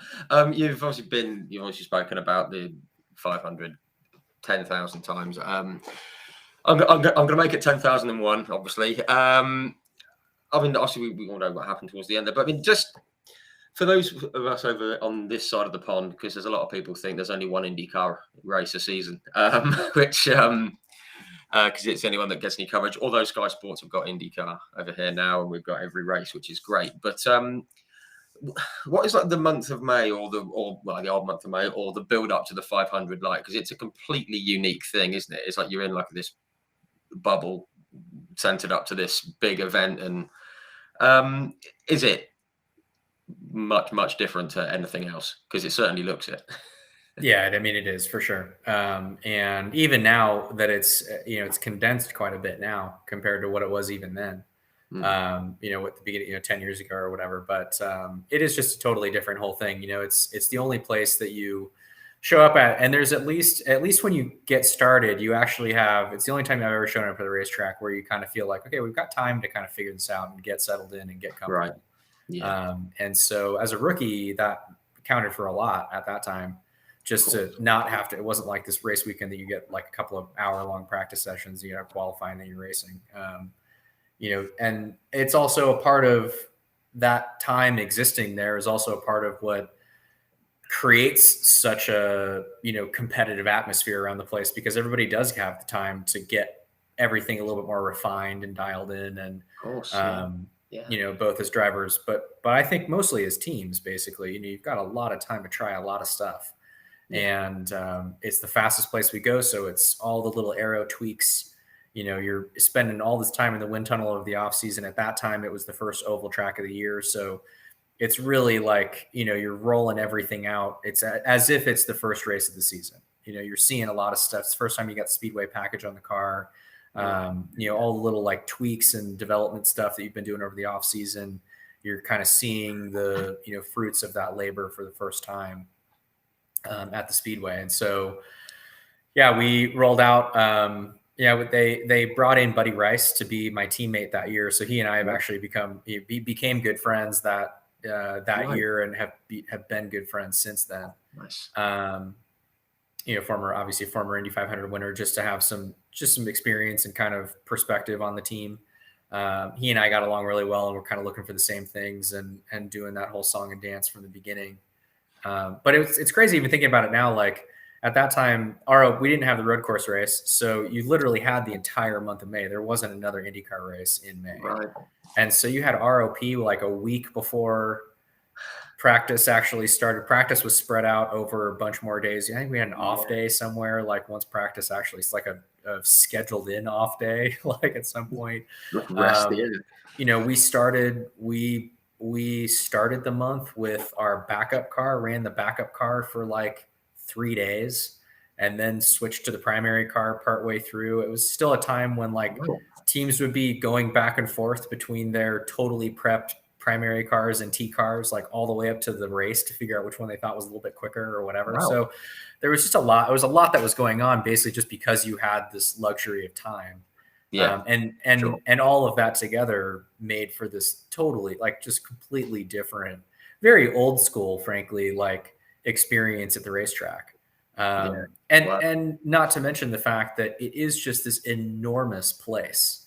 And so for all of this buildup, the place is totally empty, like there's nothing going on. There's no people there. It's just practice day after practice day after practice day. So a pretty surreal experience to be as a rookie for sure, but just in general, like to be racing at the highest, at that level, in front and of have it be so different was, I mean, I definitely remembered appreciating just the chance to be there and experience that, because you kind of just knew as a driver that like nobody that isn't racing here at the Indy 500 is experiencing this in any way, shape, or form.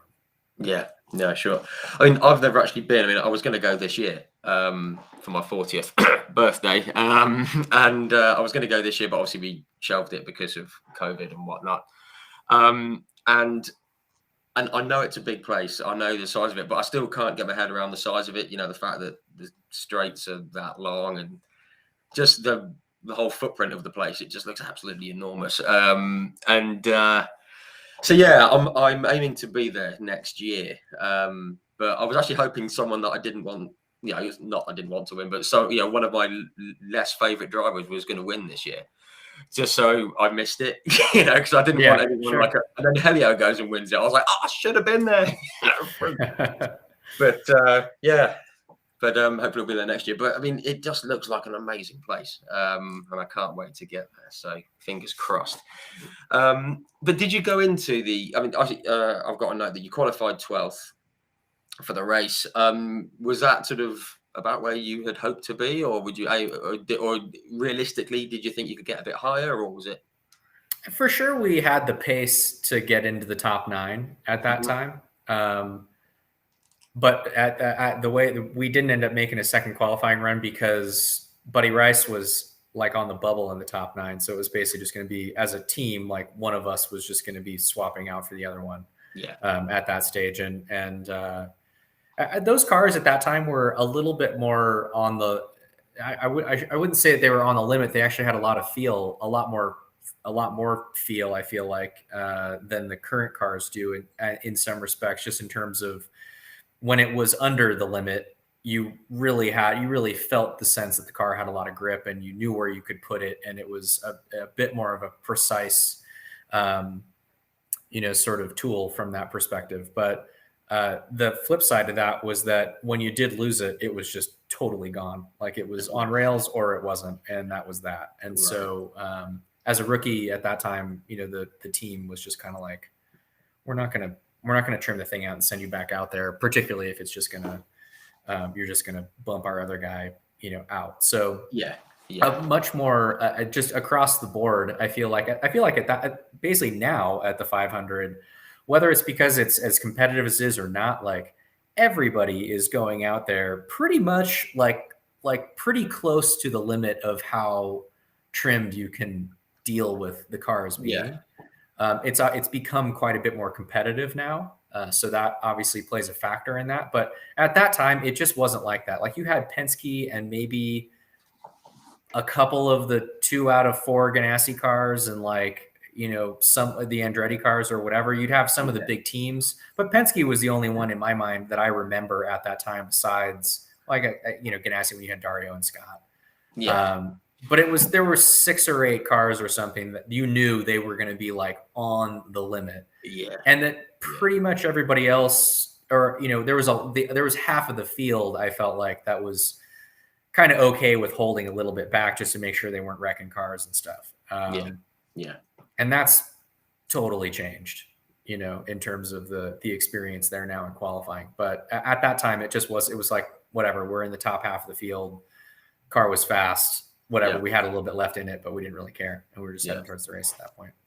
It's a good place to be. Hang on a minute, I've got there we go. Sorry, I had a little thing pop on my screen. There we are. Right. So we're going to come to the race. I mean, I feel terrible bringing this up because obviously we know what happened, and but I mean, how did the race go for you generally? Was it kind of, did it go as you sort of had planned it? You obviously had strategy for it, and was the car feeling good throughout the first, 5? I mean, basically the car, I knew, we had gotten the car pretty dialed in and the car was pretty fast at that time. It wasn't like a big pack race. Like it mattered if your stuff was just fast, basically. And so, because you could pull away, you could break the draft and just sort of take off. So the race did with those cars, it would string out a little bit more than it does now. And so, our stuff was quick. We had good pit stops. The car was handling how I sort of anticipated it handling from practice. We had a pretty good just general, point of view on what we were trying to do with the car and where I was placing the car. And I had good feedback from our, I had Pancho Carter, former IndyCar driver, as my spotter. All right. So he was, giving me good feedback just on lines and all that kind of stuff. So, the race more or less was going well. We sort of hovered between like 5th and 10th for pretty much the entire race, basically. And managed to save enough fuel that we were kind of on the lead on what, even before the end. At the end, we took a gamble on strategy, but up until that point, there was sort of split strategies in the race, and we were on the better of those strategies. So basically, just no matter what was happening with yellows and pit cycles and whatever, we were able to maintain our track position to stay up front. And I don't know whether we had a race-winning car at that time, because just outright, I'd say probably not, because the Ganassi guys were super fast. They were just really good. Both of them were. Dario, and so heading into the final round of stops, or into the final stint of the race, Dario was leading. Scott was 2nd or 3rd or something. They were up there. Dan was up there. and then whatever. There's I'm sure a gaggle of Penske and Andretti and whatever cars that were between us. And we were 7th, I think. Heading, and there was a caution with 40 to go, basically. And so our actual, fuel window was like 31 laps or 32 laps or something like that. The final lap of this caution was going to be with 34 or 35 to go. So we were going to have to either kind of get another caution or save a crazy amount of fuel or whatever. The call that I got basically under yellow was, if leader pits, you pit. And so Dario pitted. Nobody else in front of me pitted. So I pitted with him. And we were, I think, 2 out of like 5 or 8 cars or something that took that stop. Like it wasn't, there was not like a big bundle of cars behind us even that took it. And because like I said, at this point, I think you'd have a lot of people taking that because the field does just stay so compressed. Whereas at that time, like if there's a fast car up front, they were just going to take off and like gap everybody and be ripping laps at 220. And so we pitted. And at that point, my point of view was like, I've got to hang on to Dario. Like I'm basically racing Dario at this point. And so, we came out of the pits, caught up to the back of the field as the field was getting the green, like sort of Days of Thunder style, worked our way through some of the cars at the back of the pack, and then immediately just went into a fuel safe mode. So, we were saving fuel for, I was trying to basically keep an eye on Dario up ahead of me, like following his lead a little bit in terms of where he was catching guys and trying to work through the back of the pack, but having to hit a fuel number right away. And that was our strategy was not like hope that there's a yellow. Our strategy was assume it's going to go green to the end and like save enough that you can get there. And so that's what we did. And so we're just clicking off laps, like hitting the number, sitting behind cars that were at the back of the pack, like drafting for a little while if it was hard to pass, like doing all that kind of stuff. And then with 4 or 5 to go or something, like somewhere in the, towards the end of the race, at that point, as a driver, like I'm kind of unaware of exactly what's going on in terms of how I know that everybody else has to pit, that they're going to leave that to the last minute. So starting with like 10 to go, it's kind of chaotic. Like people are pitting and coming out in front of you and peeling off. And like, you don't really know. You're not sure who's exactly you're not really sure what's going on. But Dario like kind of threw out the chutes. And so I passed Dario with a few to go. And so it's kind of like, okay, well, if this strategy is going to play out, that was at least an indicator that we were the fastest car on this strategy. Sure. And then it comes down to like 2 to go, and we cycled into the lead just the way the whole thing was going down. And so at the time, Dixon was actually the car that was behind us on the road. He was going to catch me and go by like on the last lap or second to last lap. Like he was actually pretty close. And I guess it ended up turning out they short filled him by accident on his stop. So he ended up having to like bail out. And I don't even think finished in the top 5, maybe. I think he was 7th, right?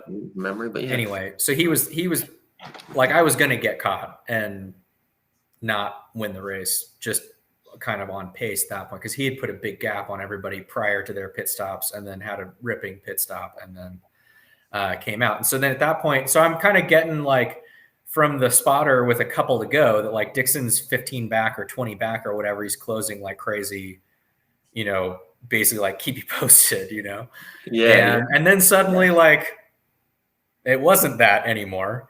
And with 1 to go, it was Dan, and basically the last radio call I got was coming out of 2 that he was 15 or 20 car lengths back. So and I knew that was plenty of road. And because I was running like 5 or 6 miles an hour a lap slower than those cars were, but you just know that's not that dramatic at that pace, basically.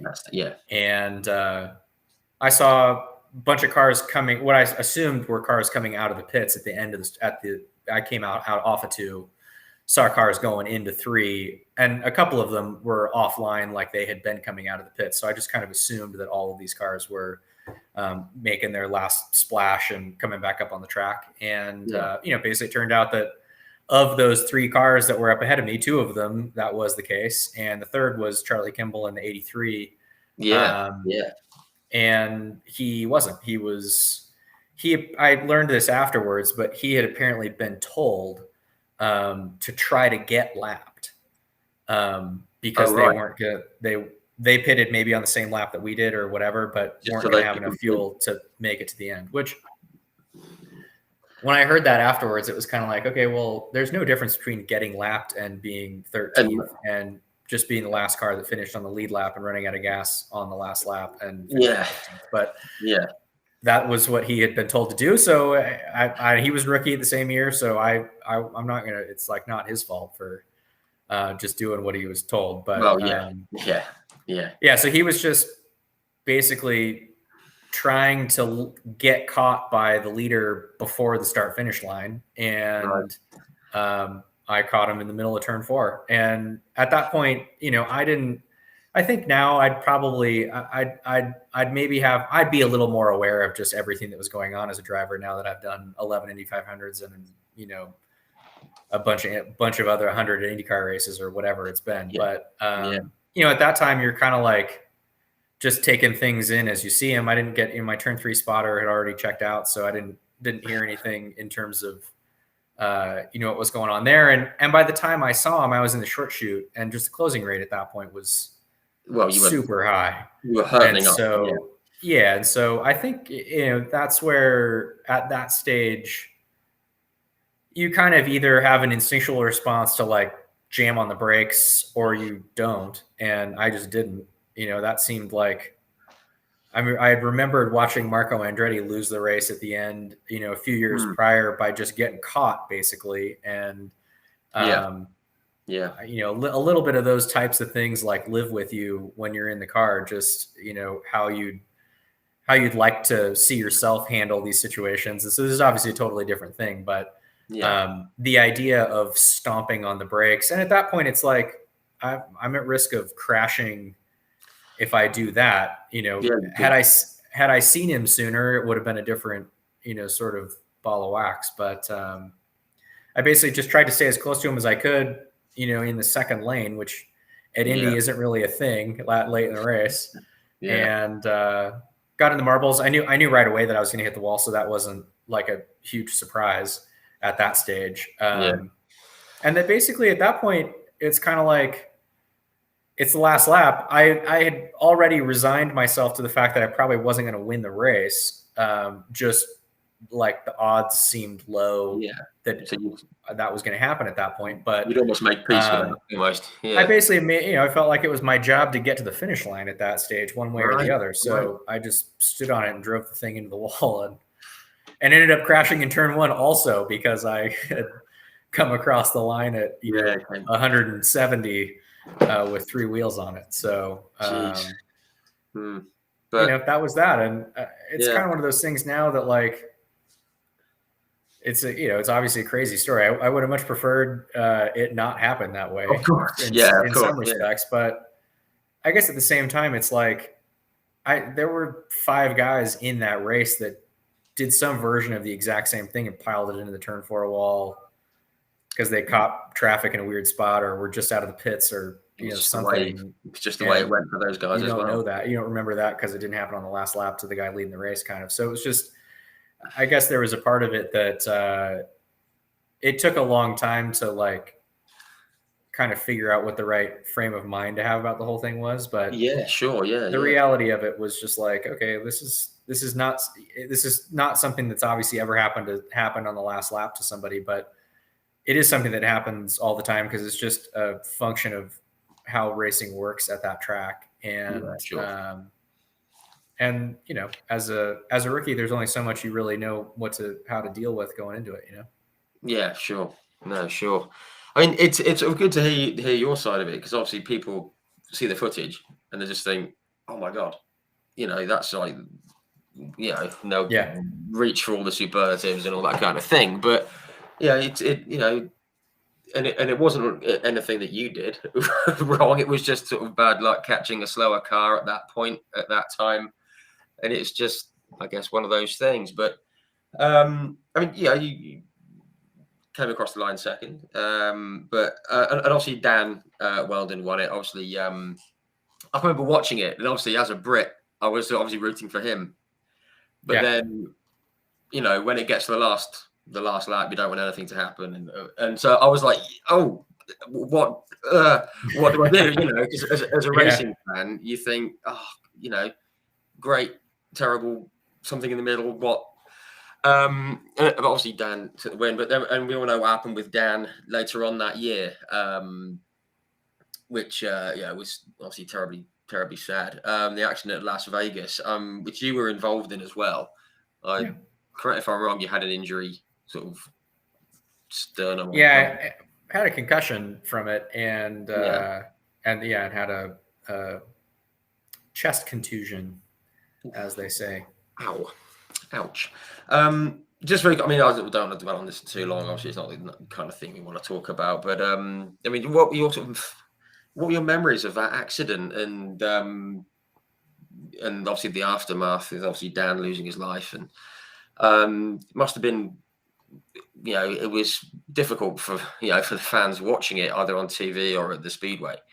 What was it like, sort of, for the drivers? I mean, it must have been an awful time.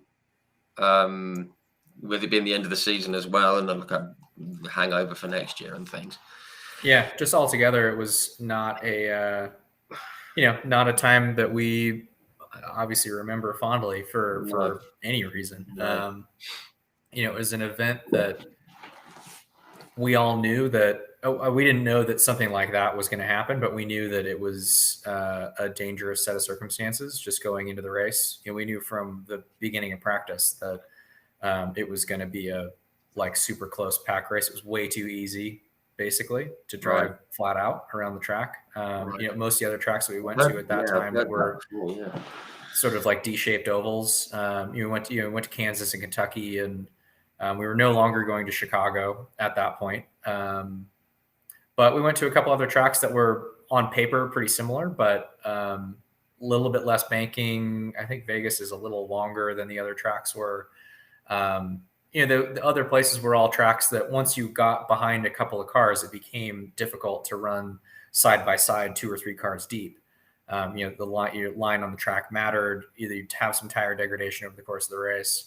At Las Vegas, guys that had never been there before were like flat out of the pits on their first lap. Like, it was just too straightforward, basically. And that proved more or less to be the catalyst of what happened in the race. Was just you send a bunch of competitors out there, you're all trying to get to the front. Like, it's not, you can't, there has to be sort of a system of safety, that's in place to keep these kinds of sort of catastrophic accidents from happening. And it just wasn't there. So, we were all, it was like 2 or 3 wide, 8 cars deep, and it wasn't super easy, but like cars were moving around and you were kind of, moving up the track, and it wasn't like it was completely mindless, but you've also got a bunch of professionals out there doing it. That's what they're getting paid to do. So, that's what we were doing, basically. And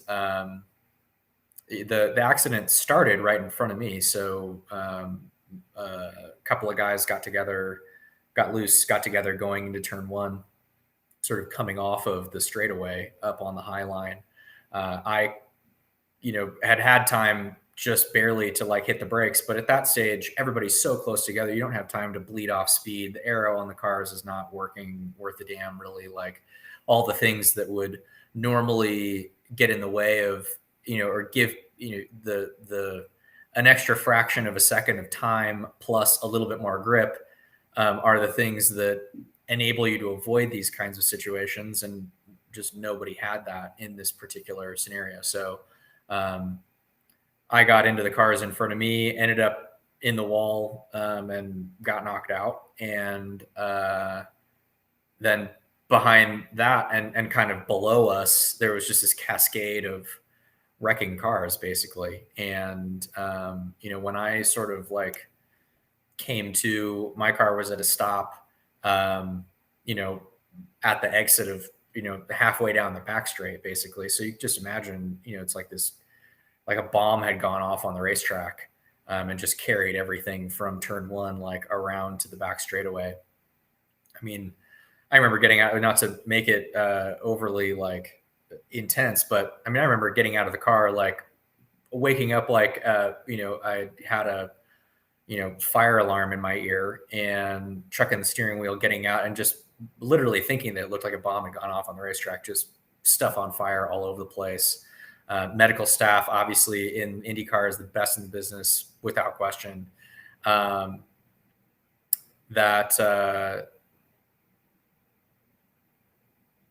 I guess he's off. Well, I'll continue telling the story if you guys are still there.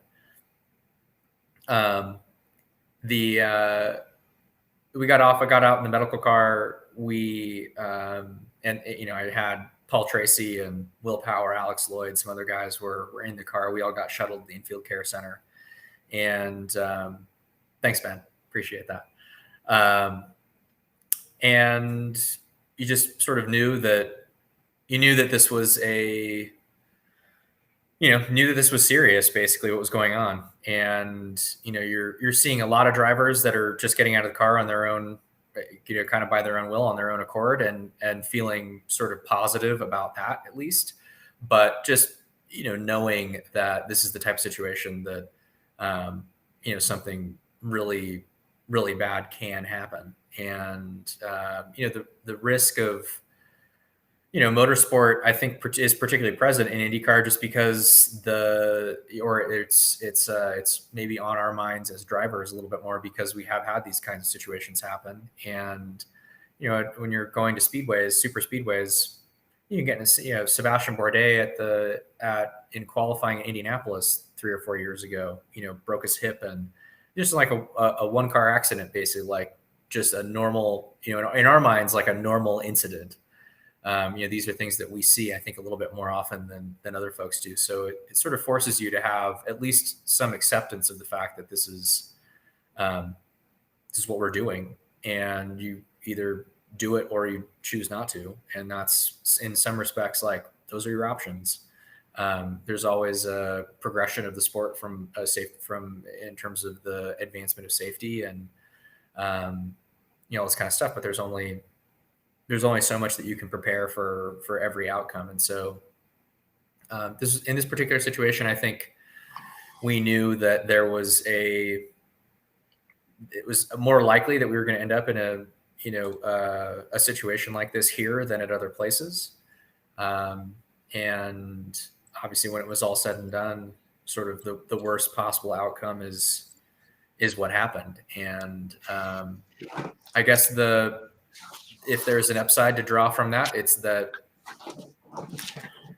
we haven't had a race like that basically ever again. That the drivers definitely were listened to after all of that went down, and I think it made the community of drivers at that point, sort of led by Dario and Justin Wilson, to be more vocal and to be more a little bit more on the same page in terms of what we felt like was happening. I think before that, it was a little bit more free and loose in terms of what people thought about what was going on, coming out of an era where the kart era of Champ Car, which is where a lot of the drivers that were still championship winners and racing for the big teams at that point in the series, I think there was just like an understanding that it was just dangerous, sort of, period. The cars were super fast, like you got in wrecks, like you got hurt. That was just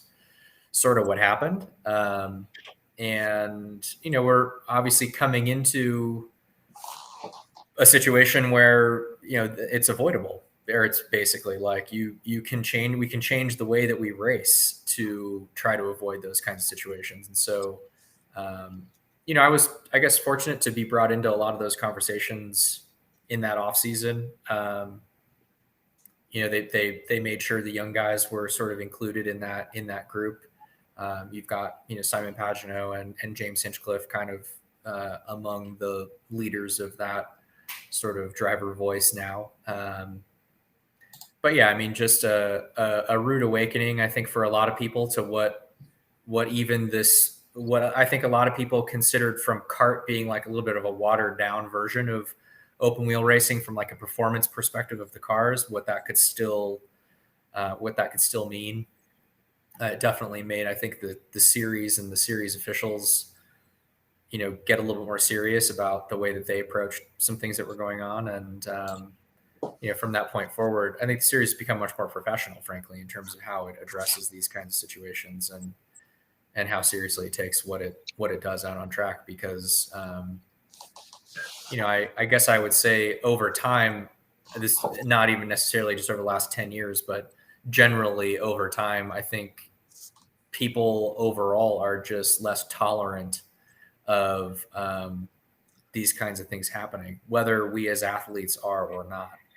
And to see the type of impact that has, we've obviously in just over the course of my career between Dan and Justin, lost two guys that I was super close with Justin. Just to see obviously on the positive side how much the community rallies around the families and everything else, but just the impact that it has on so many people is really hard to ignore. So, I guess people sometimes ask of what my relationship with Dan was like based on everything that was going on. Obviously I sort of replaced him in a sense at Panther. Then we went on to have our 1-2 finish at the 500, the way that it played out. How did that all go together? Frankly, like two of us ended up with kind of a complicated relationship because of all of that stuff prior to Las Vegas. We were always amicable. We knew a lot of the same people, but we kind of came from slightly different eras within the sport. And Dan was on a charge. He had been signed by Andretti to race full time in the GoDaddy car the following year. Oh, wow. He was on a mission to reestablish himself as one of the championship's top guys still at that point. And I was sort of young guy with a completely different like vibe and attitude and like whatever than he had, but one of the young guys coming in that could very easily, depending on how things work, like, keep him from doing that maybe, in some regards. So, we had what I would say was like a competitor's relationship more than anything, but,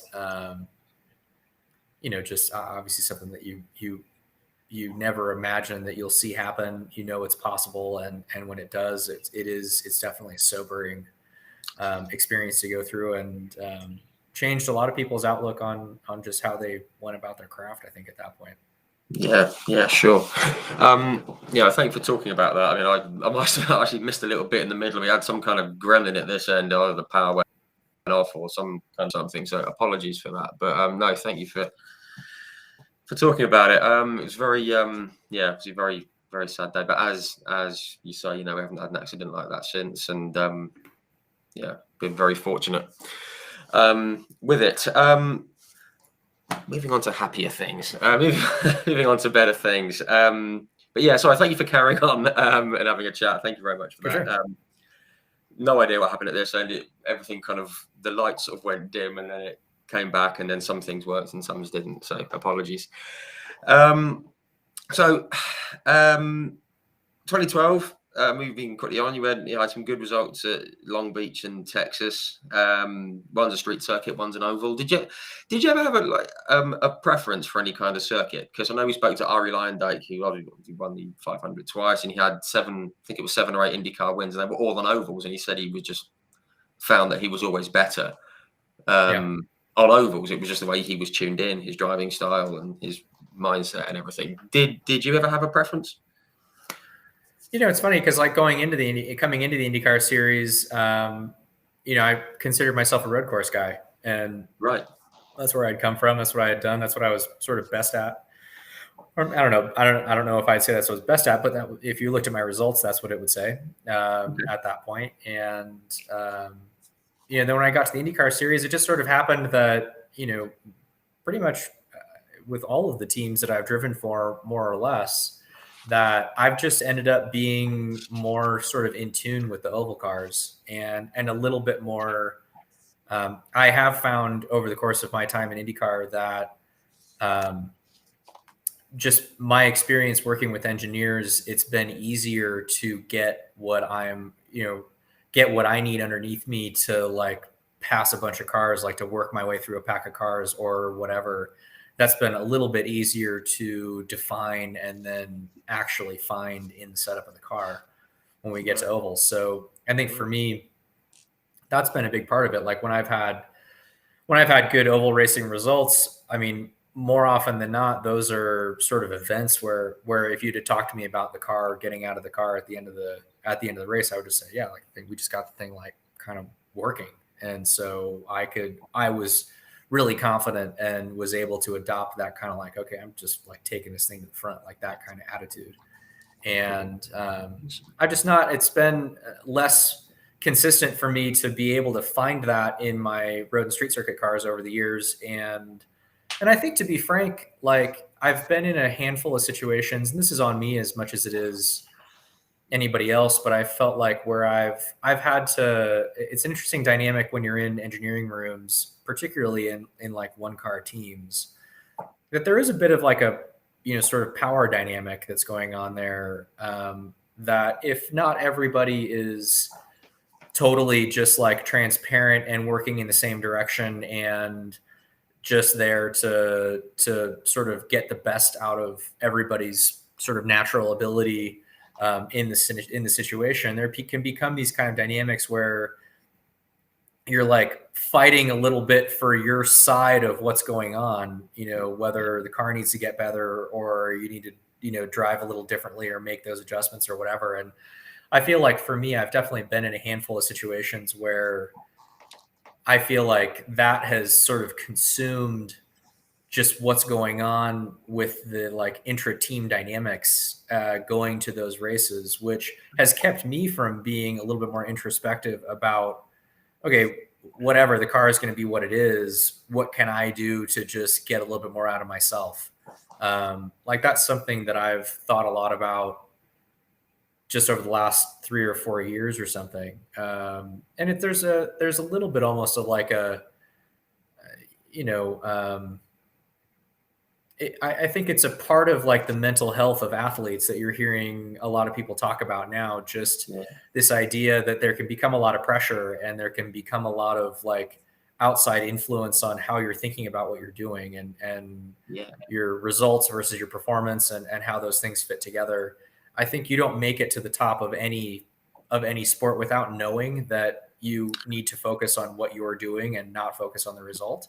But fine tuning that to the point that you're really at your best, like getting the most out of yourself and that's a fluid state is sort of different still. And so I think that, over the course of my IndyCar career, I've had some of my best like results have been on road and street circuits. Like I've had good results on road and street circuits over the course of my season, my full-time seasons, but they've been certainly sporadic over the, relative to the other results. Like I've been better generally on ovals than I have been on road courses. Okay. And, I think some of that is because they've just naturally suited what I'm looking for in the car and kind of how I think about driving the car and all that stuff a little bit better. But I think part of it is also that I've not always been kind of at my best on some of those tracks just because of the dynamics. I'm a little too wrapped up in the dynamics of what are going on with the team to like actually, make those bigger steps forward. So, sure. I think that's something that I've actually spent a lot of time over the last 2 or 3 years, not being full-time, looking for those ways to just kind of like be in it and be in the moment when it counts. No, that's good. And that's one of the things that obviously, the fans looking in from the outside is like the mindset, and do you get wrapped up in what the team's doing or the result or what you're doing? And it's and as you say, the mental thing is obviously very much to the fore these days. And it's good to have an insight into the mind of you know a guy who goes out and races rather than people like me who sit and watch. But that's cool. You mentioned about like the full-time seasons and things like that. Now you've done like the one-off drives at the 500 and at the and on the road course more recently. Obviously, there's no disrespect to any of the teams that you've driven for in the last sort of 8, 9, 10 years, but I personally thought it was really cool that you were on board with AJ Foyt Racing this year. That's a pretty cool thing to have on the CV, driving for AJ and his team.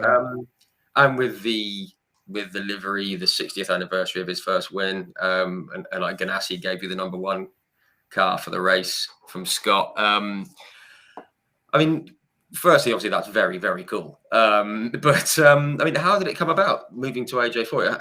Had you been in contact with the team before about anything, or was it just something that came up?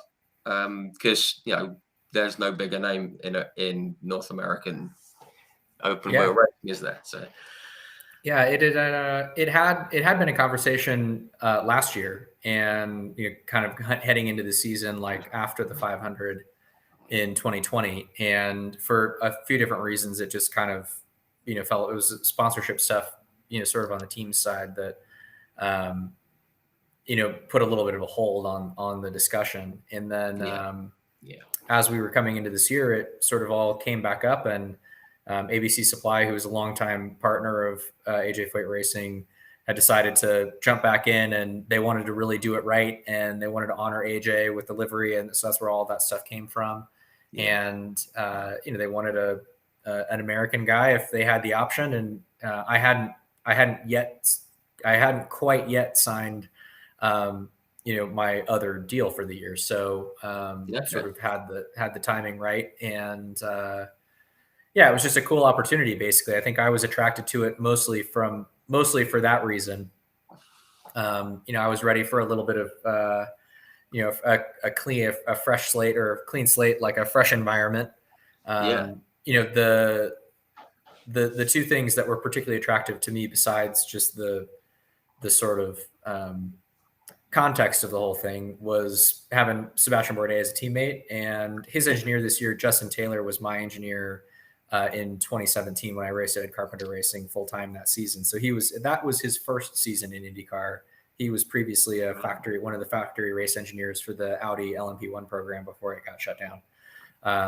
But a really good guy who, really understood the sort of aero component of, it's become so technical, just getting through all the vehicle dynamics software and aero data and all that stuff with this current car in the IndyCar series. So I really trusted that he was going to have a handle on that going to Foyt.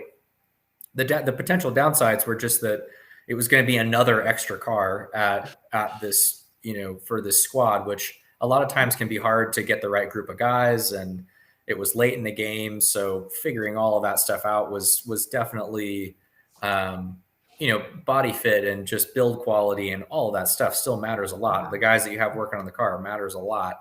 So I kind of knew that we weren't maybe quite going to be at 100%, at least in terms of the amount of time that we had to prep the car. But I've been lucky, I think part of it's just a function of being pretty good at Indy over a bunch of years. Part of it's also just the relationship that you build with a lot of the guys that you race with along the way. Every year my 500 gigs, fortunately for me, have been able to attract a really awesome group of like tier 1 mechanics. And so between the team and I, we were able to put together like that sort of A-list group of guys that aren't full-time IndyCar mechanics anymore, but aren't too far removed. That can kind of like pick and choose what gigs they get involved in. And, to be able to race for AJ, I kind of looked at the whole like tribute thing is like, this can go one of two ways. Like either we're good and this is great, or we're lousy and this is like a nightmare, Yeah. Because I don't think AJ was going to be particularly happy about like us being lousy, us being slow. No, sure. But, I got in and kind of like immediately got a good feel for the team, really enjoyed the guys that we were working with. We made, on our car, on the one car, we're able to make a couple of really good gains through the course of practice that kind of filtered down to the other cars in the team and, led that charge a little bit in a couple of respects, just in terms of getting the cars dialed in for the race. We're the fastest qualifier on the team. And, so all in all, I think once we got through qualifying and it was like, oh, okay, we actually did a pretty damn good job here. I felt like, I felt a little more deserving of that photo where me and AJ are both standing next to his cars. So that is a cool photo. Yeah, I mean, definitely. I think I put it up yesterday. That'll get blown up and, put up for sure. It's just it was just, in the end, it was a very cool experience, an honor to, get the chance to drive for SuperTex, and, a lot of stories over the course of the month that you can't repeat on record anywhere. Oh, yeah. And, another great experience at the Speedway. We didn't really get the result that we were looking for, but, it was, it was one of the best cars from a handling perspective that I've had in years. So that's always fun. Like we got shuffled way. We got kind of hosed by that first yellow, having to pit under a closed pit and all that kind of stuff. And we were like DFL on the lead lap, 30 or 40 laps into the race after all of that stuff happened, with like no strategic way of working our way back up, and just hauled it up through the field. So nice. It was that sometimes those are the types of results that they don't always look good on paper, but everybody felt like we kind of extracted the most out of it by the end of the day. And been a lot of talk about what we do next together potentially. So okay, about that. Yeah, I was gonna say, is there? I mean, I'll just, obviously not giving anything away because I've got no idea. But is there anything in place for 2022 full season, or one-offs, or? There's definitely some. The IndyCar series is growing, and obviously it's as competitive as it's ever been, and the same holds true for the seats. So, plenty of discussion over this year, which has been nice. It's been good to just be in a little bit of a different situation and. Be involved in those conversations for sure. And, we'll kind of see how it shakes out. I think my perspective is probably to try to keep doing some of the sports car stuff that I've started doing again this year, just because I've actually just really enjoyed it. Gotten to go to a bunch of cool tracks that I've, haven't been to in a long time, and that kind of stuff. So, trying to kind of fan out and, do some different things. We had a really cool program put together for Pikes Peak this year that ended up having to get postponed till 22. Yeah. So that's on the radar. And, I think I'll have plenty to keep me busy, at least. Good. Excellent. Good answer. Just very quick, obviously, we can touch on that. You've done lots of like sports car racing. You've just raced, raced the NTE Sport, Audi at Daytona, which was very cool. Just very quick, just two quick things because I'm conscious of the time. I don't want to take up too much of your time, but we've got two things I was going to talk about. Firstly, the Nashville race recently, that was just a bit bad. That was absolute carnage. I just haven't seen anything like that in ages in IndyCar. It was just was it 38 of the 80 laps under caution, and Ericsson over the back of Bourdais, and 7 stops and time penalties, and Colton Herta smashing everyone but not winning. I mean, it was just bonkers, wasn't it? Yeah, it was a wild race for sure. It was crazy, wasn't it? The bridge got some cool shots, but the track seemed a bit narrow and a bit bumpy, but probably not the best race, but certainly enjoyable to watch, certainly entertaining. Yeah, it's interesting. It's like with the IndyCar series, you kind of get a little bit of mix of. We obviously just came off the road course weekend, which to me was a very like proper race. Like you saw kind of that the big guns like came through, and they were the guys that were up at the front, and it was, much more kind of old school in terms of like how the result ends up the way that it ends up. The Nashville race was not. I guess I think at this point, like the championship in terms of the competitors, both teams and drivers, is so proper that you can kind of get away with having like a totally like bizarre event like that, because you still kind of feel like if you end up winning the race, like you've sort of deserved it, like you had to, Marcus had to hold off Colton and Scott Dixon and, guys that are legit, like some of the best, two of the best 5 or 10 guys in the championship, and you have to put Marcus in that discussion as well. So I think that from that perspective, I would rather have races like that than have some kind of gimmicky, like the NASCAR stage thing that somehow ends up affecting the way that the race ends up at the end because people are like picking different strategies or something. At least this is kind of like, okay, a bunch of crazy stuff happened, but it's still a race. It's still a race to the end. And you figure with events like that, I'll make a couple little tweaks and, maybe make it a little less likely to have quite so many red flags. The restart procedure definitely needs a little tweak there. Yes, agreed. So you don't have guys racing into the final corner before you even get to the green flag. But I mean, I think that's definitely, what the product of the on-track product of the IndyCar series, just in terms of what the car is and the teams and drivers, I think, allow it to sort of survive these kinds of situations without like an insane amount of ridicule, without people just completely writing it off. Because then you come to the next track and it's like a proper race. So the one thing that you can't knock anybody for is they obviously did an incredible job promoting that event, because it was a huge deal down there. And I think they said it solid, had the solid TV rating as well. I think they said it had the most interest in it. I think it was only the 500 was everyone was just tuning in for it, and I mean, and they did a great job again. But hopefully they'll just tweak a couple of things, as you say, and go back next year and do it. Well, not quite all of it again, but do some of it. Very quickly, you mentioned about Pikes Peak. Obviously, we lost like Bobby Unser earlier on the start of the year, and he's like the man of Pikes Peak. It's one of those things that it's on my sort of bucket list to do. That must have been pretty cool going up there. Yeah, it's just an awesome event. I mean, I wouldn't recommend the way that I ended up doing it, which was I got a kind of last minute phone call to sub in. They're supposed to have one of the Porsche factory guys, I guess, was supposed to do it. And it was like 2 weeks before the race. And they, I don't know, had scheduling issues with Le Mans or something. There was something that ended up coming up, or they just bailed. I never found out who it was or exactly what happened or whatever. But I got a phone call like, hey, you interested to go to a Pikes Peak? All the testing's already over, so you just got to like figure it out in practice. Whoa!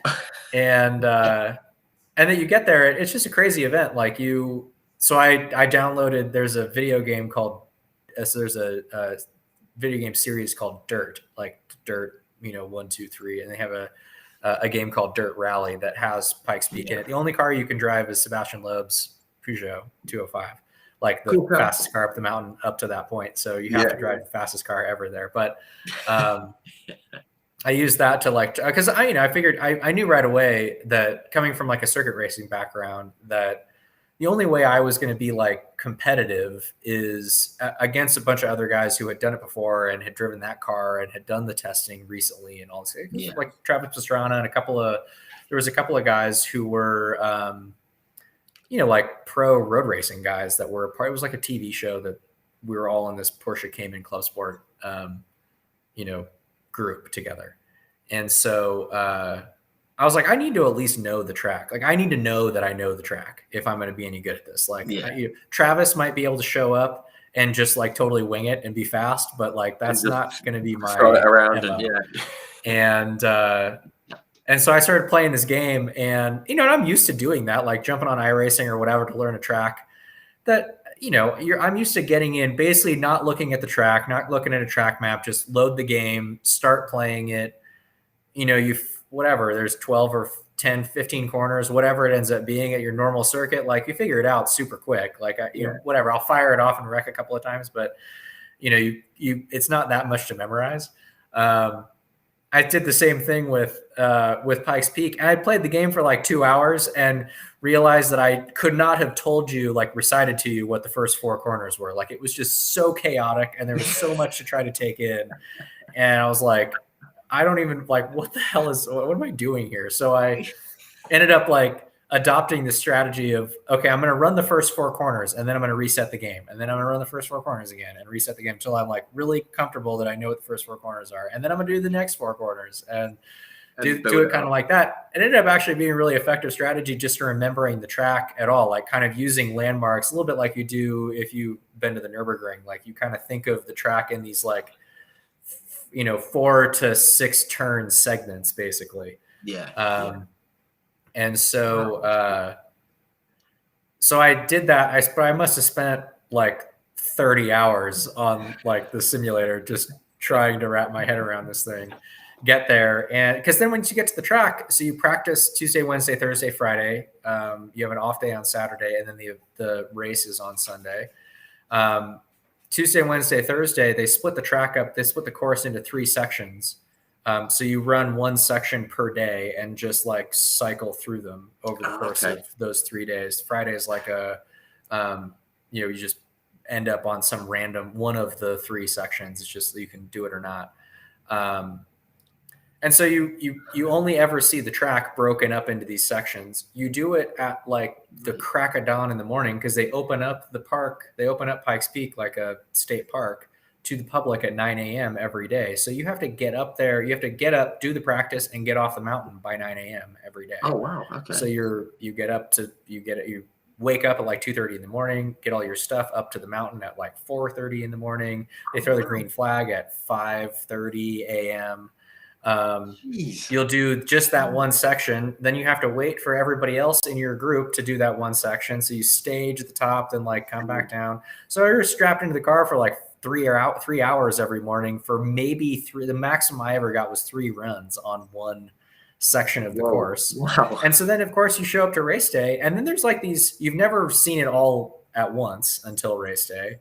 And there's even these sections of the track, which are your like staging areas between the 3 segments that you've never been through at all at speed.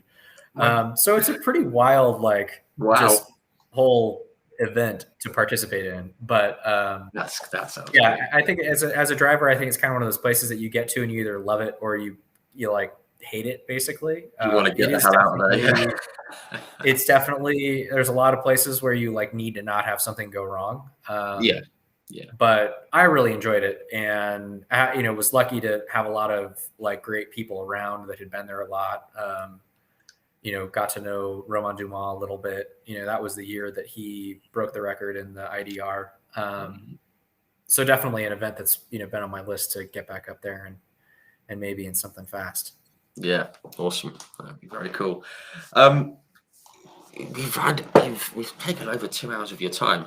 Thank you for sticking with it. It's been very cool. But I'm just going to wind down. We always end up with a few fun questions and stuff at the end. I mean, I said there's a lot of things we could have touched on, but time's kicked on. With McLaren and obviously Bob Jenkins, who passed away recently. I was very, very sad. Voice of the 500. Condolences to everyone who knew Bob. Just very quick on outside of IndyCar. I mean, is there one kind of motorsport that you follow the most? Or is it just are you just a car guy who just loves watching? I guess I'd say as far as championships go, I probably follow F1 about as closely as I do anything else. I know a lot of the guys in NASCAR, so definitely keep tabs on what's going on over there. They've had a pretty cool year doing a lot of road course races and the Bristol Dirt Race and that kind of stuff. That's been fun to watch. Yeah. I follow MotoGP pretty closely, so that's probably outside of 4-wheel stuff. That's probably it. I mean, I'm sort of a fan of a lot of stuff. Like, we had a lot of friends that were out at Bonneville Speed Weeks like a couple of weeks ago. The off-road stuff here is like getting pretty interesting. So there's a lot of cool racing going on, and obviously I've participated in some of the IMSA stuff. This year, I think with whatever you think of LMTH and hypercar and whatever, I think that it definitely seen a little bit of a resurgence in the prototype category there, and then with GT3, all sort of converging in 2024, I think that's going to be like just a really bitchin', sort of series globally. To have the same spec of car that runs at Le Mans and Daytona and Bathurst and, you know, Macau and everything else is going to be really cool. So, yeah, I definitely keep up on what's going on out there. Yeah, no, definitely. I'm definitely agree with that. And I'm glad you said MotoGP. I'm trying to get people into bikes and they're not listening. It's great. Yeah, we've got Valentino Rossi retiring, which is a shame, but yeah, very cool. Another quick one. You've raced against. I'm just going to give a big list here. You've raced against the likes of, we've got like Dario Franchitti, Will Power, Scott Dixon, Helio, Tony Kanaan, Dan Weldon, Takuma Sato, Rubens Barrichello, Juan Pablo Montoya, Kevin Magnussen, Mike Rockenfeller, Kubica. I mean, you've competed against some amazing guys. Who's the toughest competitor that you've faced, or is it too hard? I would say in his prime, TK was the toughest competitor. Like when I first came into the IndyCar series, you know, he was like kind of the man. And was bounced around between a couple of teams over that period of time. Like, you know, wasn't always in the best equipment, but I felt like maybe even because of that, like if you were running up front around Tony on an oval, like you were going to get chopped and he was not going to care. And like he made it very difficult. He always raced clean, you know, clean enough, I guess. But, you know, it was definitely, he was a tough customer for sure. I think that of all of those guys, you know, Dario was the one that I feel like I only raced against for a couple of years because of his accident, unfortunately. But he was the most, I feel like, intense to compete with. That he was the guy that like you didn't want to piss off on the racetrack, basically. And so, you know, I guess I would say maybe a different way to say that is he was the guy I think that as young drivers, you